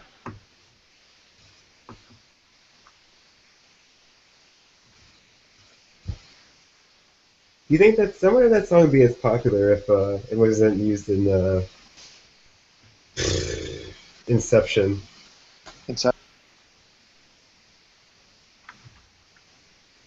Yeah, that's probably true. Okay, so now we've just got actor, actress, directing, and picture. Yep. They're gonna do them in a row. That'll probably be about 2 awards per segment, or I guess maybe three in one segment, and then Best Picture in the last one. No, I think I'm fairly sure we're just full on till the end now. Right? This has to be the last segment.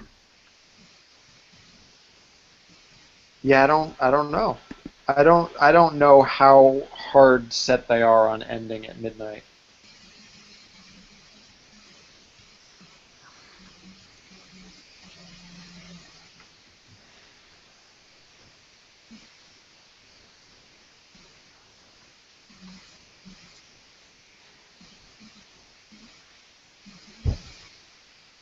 Hoo-wee.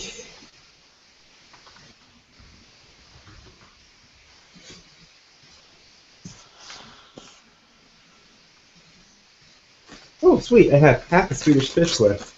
Oh fuck yeah! Good stuff, man.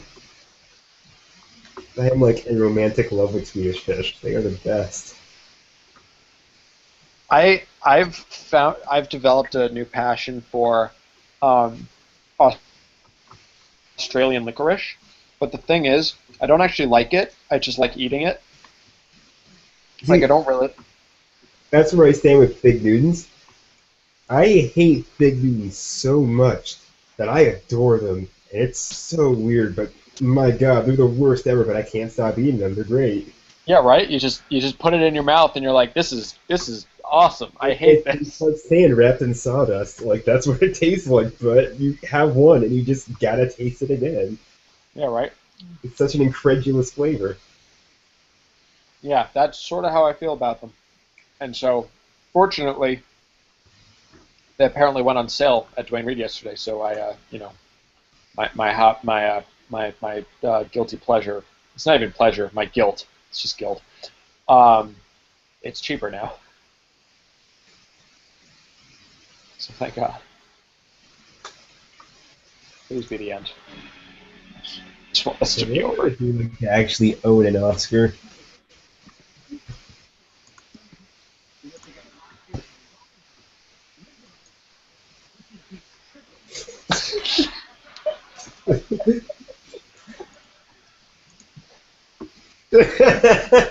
Something was really funny about watching the closed captioning actually type out "bitches be tripping, comma yo." That's awesome. That's great. Yeah, but when you're gonna have his reveal.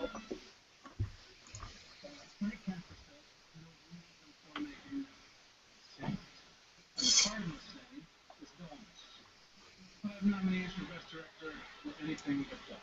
Unfortunate to limited time and powerful and vastly films are made by Here are the nominees for achievement and Think Clint Eastwood has a shot at this one? Birdman for the unexpected virtue of ignorance.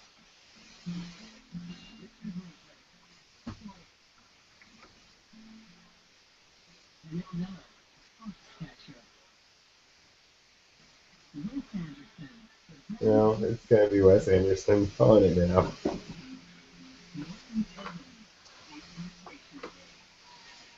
I bet it's going to be Birdman.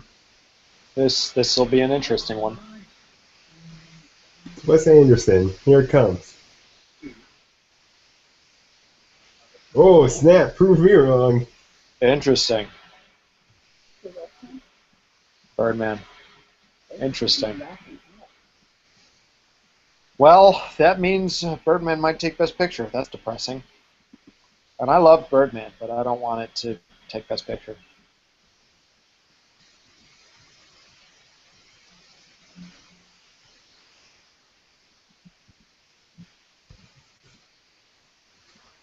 I wonder if that means Michael Keaton could win Best Actor.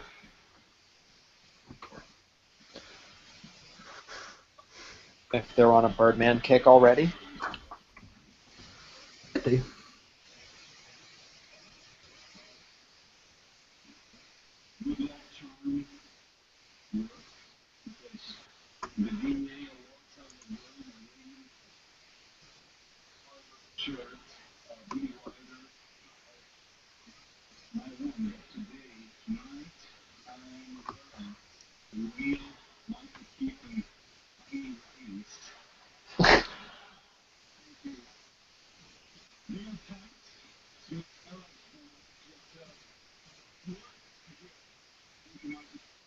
What if that was it? What if it's like Probably the first time to do an award and said smell like balls. Eagle loves competition, right? Because for someone to win, someone has to lose. The paradox is that in art, true individual expression as the work of these incredible filmmakers can't be compared, can be labeled, can be the feat because they exist and only will be judged solely by time.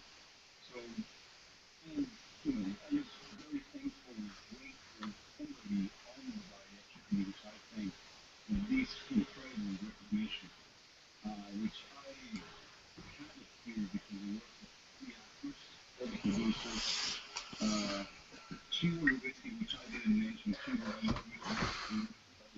Two secs.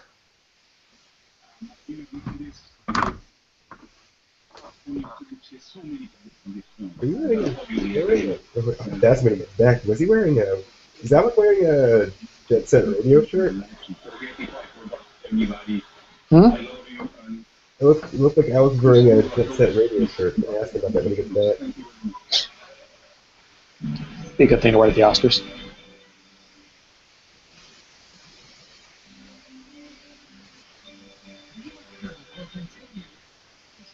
Oh wow, we're gonna do more than one commercial break. All right, let's see where this goes.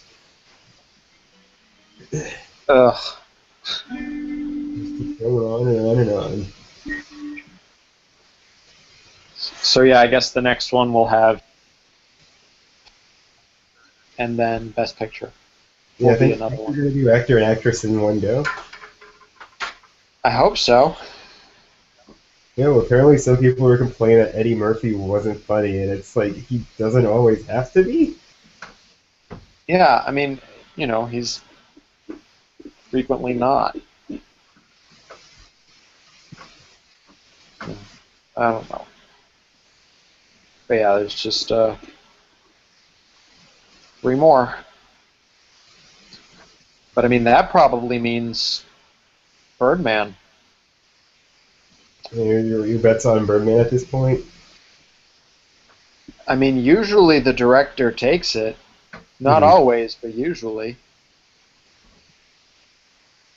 You Like, know, and I'd be considering, unless it's like in spite of the fact that like Wes Anderson had a lot of the kind of like I guess like kind of like production based awards. I was expecting him to kind of take that director award too. Honestly, yeah, no. Wes Anderson was never going to win it. never know. Never know. A man's getting older. Yeah, I know, but no, if he eventually wins one, it's not going to be for his best movie. It's going to be a token thing. That's just how that works. Are you getting this commercial right now with all these quotes? I'm seeing something about 2 all Oh beef patties yeah, and special it turned sauce. into a Big Mac commercial. That's great. Oh man, McDonald's, you've been hitting it out of the park with your really just like out of place commercials lately. Good God. Did you hear about the one like when Parks and Rec premiered? They had a commercial where they had like all these signs for McDonald's. And it's like, we're McDonald's. Look, we care. We care. And it was so weird. Working so hard, McDonald's, trying to bring home that check.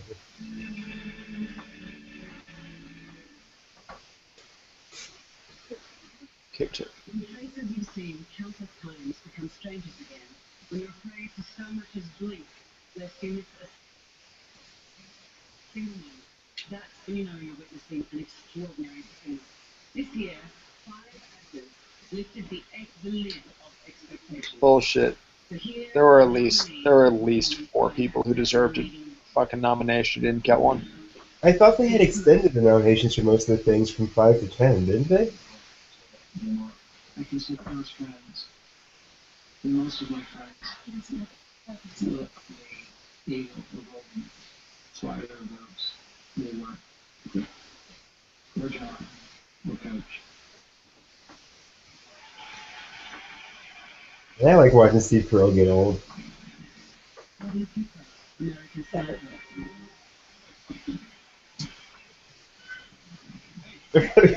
Are they gonna show a scene with the baby for his best actor clip? 'Cause that would be great.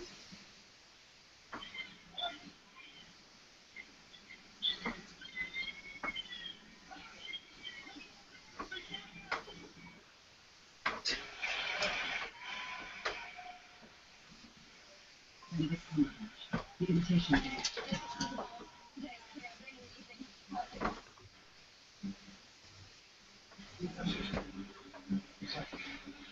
They send out reports every day at 6 a.m. So that's 3 words we know will be in every 6 a.m. message. Obviously, I'll bloody Hitler. I'll bloody Hitler.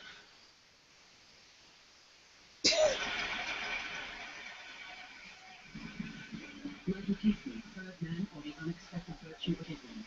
You can't take a straight. Do you? Oh, shut up. You know what I'm talking about. Yeah, you're talking about you. Don't do that thing right here. Look, I'm trying to do something important. This is not important. It's important to me. Okay? Maybe not to you or your cynical friend who only has this to go viral. But to me, this is God. This is my career. They were adorable. That was kind of short.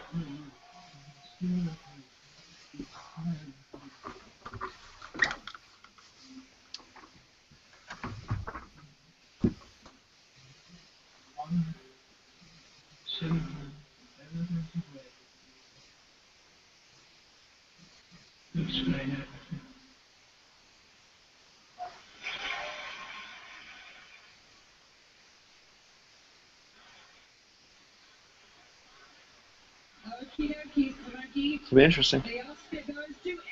Who? Whoa, that was one fuck of a reaction. He literally looked like someone had just punched him. Oh, they revealed that fast. They must be strapped for time. Oh, Alex, you're Oh, wearing yeah, they a are. Jet Set Radio shirt right now? Yep. Me? I thought so. No. You got up and I saw it for a second. I was like, that's a Beat shirt. Yeah, no, no. I am. That's me.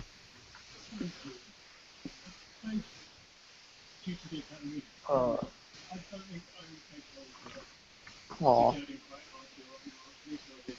I'm fully aware that I'm a lucky man. This Oscar. Wow, he is.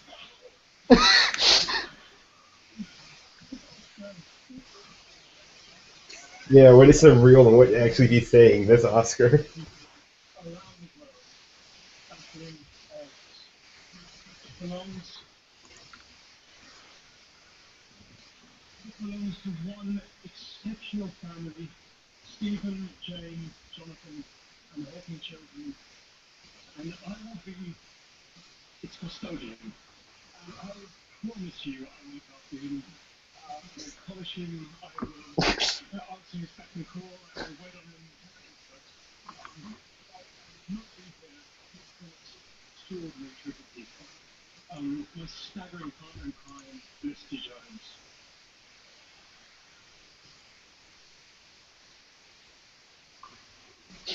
My ferocious and yet incredibly kind director, James Marsh.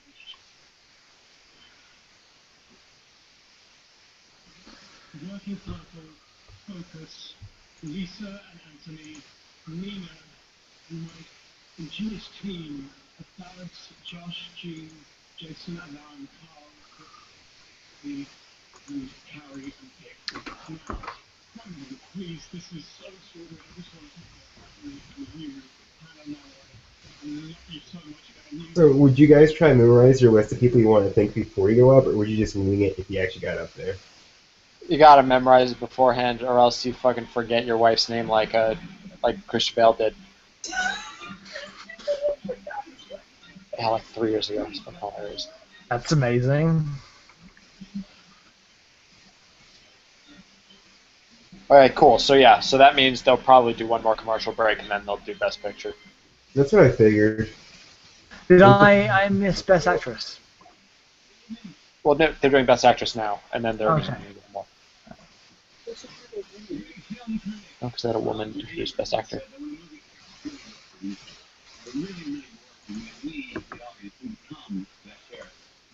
Each of these 5 wicked actresses didn't just make us feel for them, they made us feel like them. Broken, gone, lost, resilient, determined, and finally found again. Here are the nominees for performance by an actress in the leading role. Marion Cotillard, 2 days of night. That's a really interesting choice. That movie was not very good.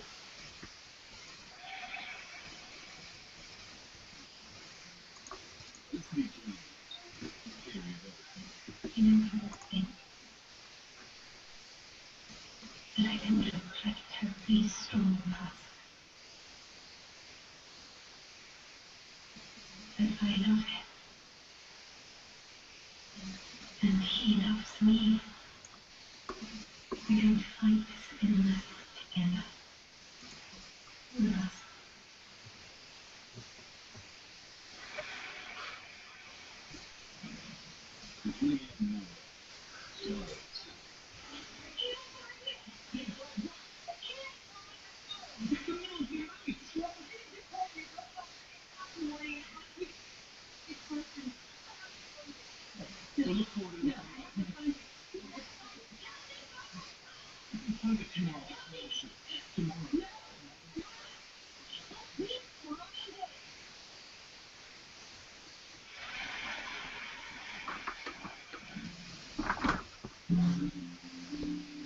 If How does it feel to have you like that?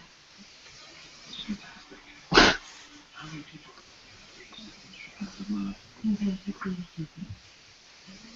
I need you to admit that you got the critical parts, and that you hid all that stuff at work, and that you pushed me. I'm gonna need these three things to feel safe.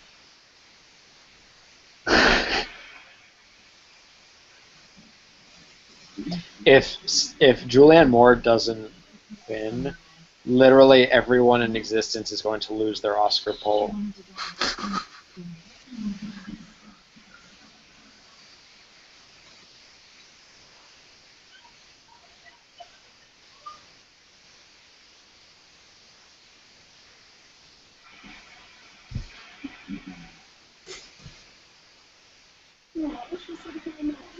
And the Oscar goes to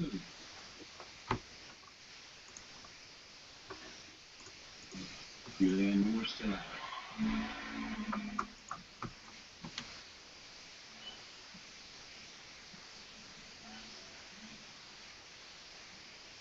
I guess to walk up on stage to smooth jazz.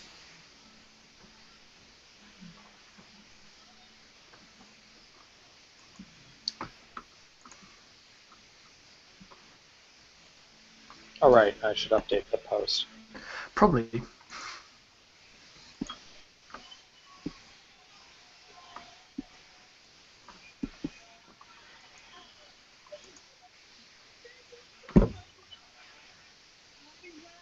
An article that said that winning an Oscar could lead to living 5 years longer. If that's true, I'd really like to thank the Academy because my husband is younger than me. There's no thing as is evidenced by the performances of my fellow nominees. This article, I'm grateful for this. I'm grateful for the opportunity to stand up here to thank people that I love.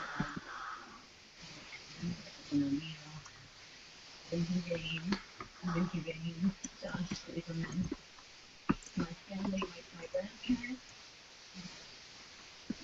Peter and Valerie, my mother and father who told me that I could do whatever I wanted to do for my profession, although I didn't think they meant being an actress. I want to thank my dad for showing me the world. I want to thank everybody who made this movie. From Classic Taylor Films, James Brown, Miss Wilkins, Lisa Genova, Kristen, Stewart, Alex, Baldwin. I'm so happy. I'm thrilled, actually, that we were able to hopefully shine a light on Alzheimer's disease. So many people with this disease feel isolated and marginalized. And one of the wonderful things about movies that makes us feel seen and not alone. And people with Alzheimer's deserve to be seen so that we can find a cure. And finally, to our filmmakers, watching and Doctor, who had hoped to be here tonight, but they can't because of Richard's health. When Richard was diagnosed with ALS, Wash asked him what he wanted to do. Did he want to travel? Well, he said that he wanted to make films, and that's what he did. And finally, for my husband Bart, and for children Cal and Liz, thank you for my life. Thank you for giving me a home. Thank you very much. The final one now. Final countdown. Is it gonna go to Birdman? I mean, since If it got Best Director and it got Best Screenplay, here it is. My Oscar prediction. Recap on Thursday. I gave my predictions to the accounting firm at PricewaterhouseCoopers. They agreed to keep a watchful eye over them until the moment of truth. The moment of truth has come. Brian Cullinan, the key, please. Thank you, sir. Has this key been in your possession since you locked the box? Remember, key always. Very good. Has anyone tried to take the key away from you? Very good. Has anyone ever told you how much you look like Matt Damon? Thank you for your service, sir. I appreciate it. Octavia Spencer, you have been watching this box, this case, all night long. Has anyone come near it? Has anyone fooled with it? No. Has anyone paid you to say this? Okay, very good. One last thing, Octavia. Thank you very much. I've unlocked the box. Inside. Okay.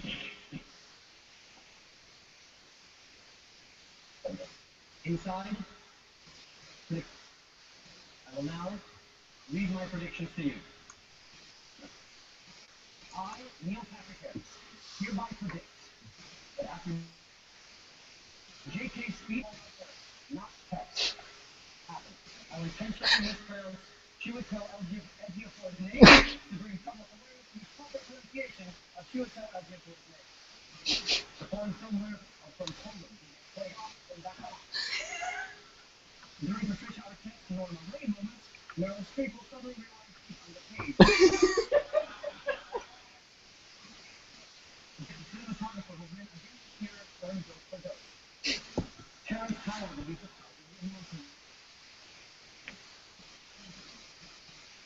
three well-deserved standing ovations and will win the team.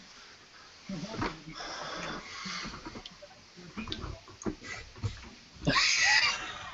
He was Birdman screenwriter will thank his dog Larry. The winning screenwriter for the imitation game will thank Uncle and inspire dog Weird. Naruto will take flight. Backstage Eddie and Julianne will each have the biggest fall of their life. My Oscar predictions, everybody.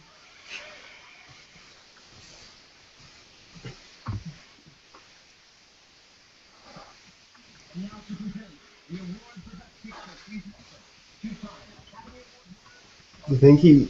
You think he really predicted that?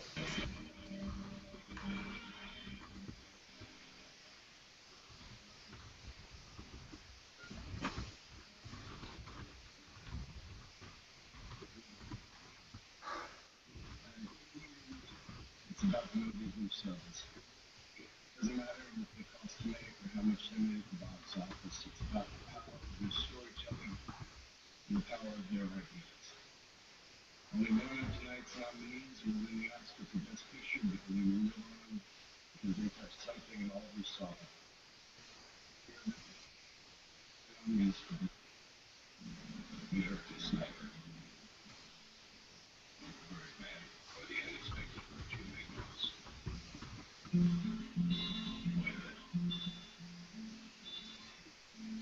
I like the animation, like the intro animations this year. They're nice. it's been a really well designed thing. This whole Yeah, it ceremony. really has.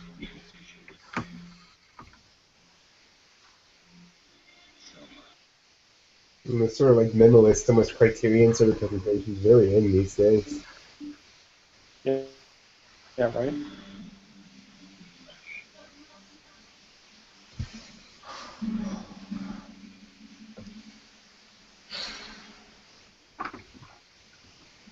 The Oscar goes to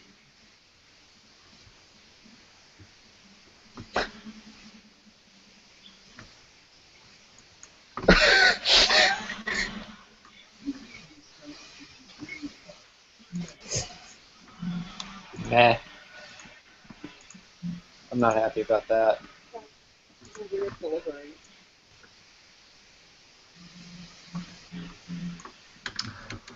Yeah. Oh, that's that. That sure was an Oscars. Yeah, right.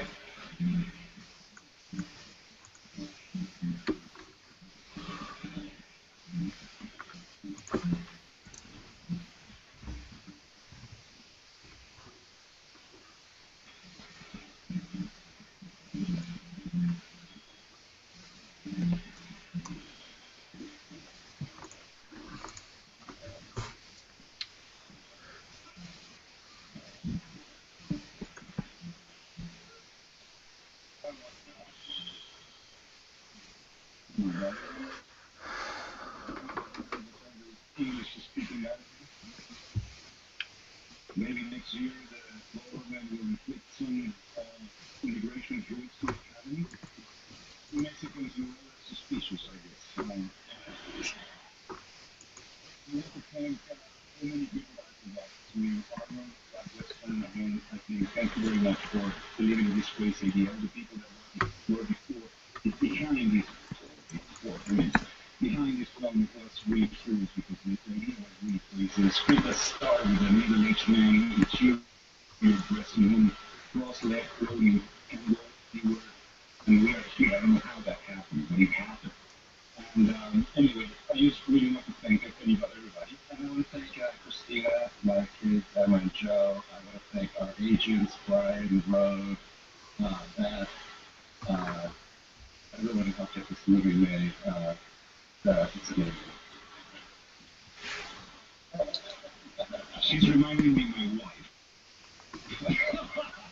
Buddy, I know you know that, okay? We say that every morning when we wake up. Honestly, and my kids. But anyway, there's so many people to thank. I want to thank Tess Gallagher, which is a widow of Raymond Carver, who allowed us to use the Raymond Carver story, which is incredible. I want to thank Guillermo and Tora Alfonso, as I mentioned already, because they have been part of these two all my life, my career.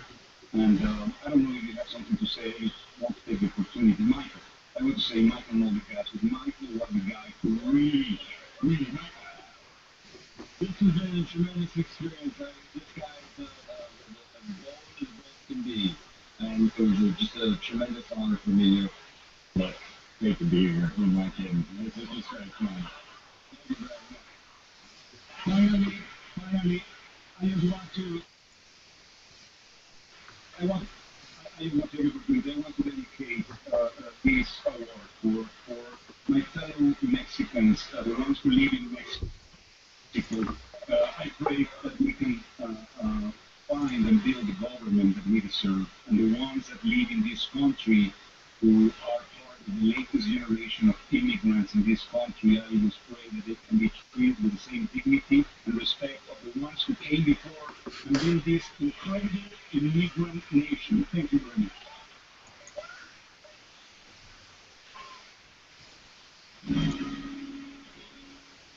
Still should have gotten a boyhood.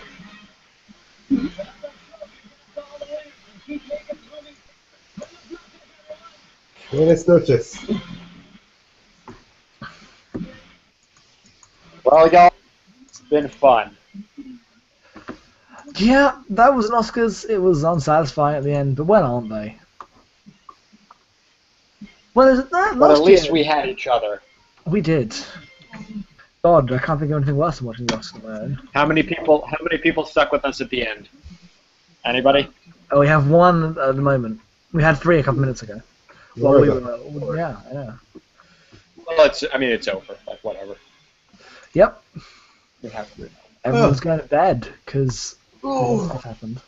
Yeah, those were certainly Oscars, you guys. So, yeah. Yeah, that Fantastic. was the Oscars. Yeah, good time. I'm going to click the stop broadcasting button now. Awesome.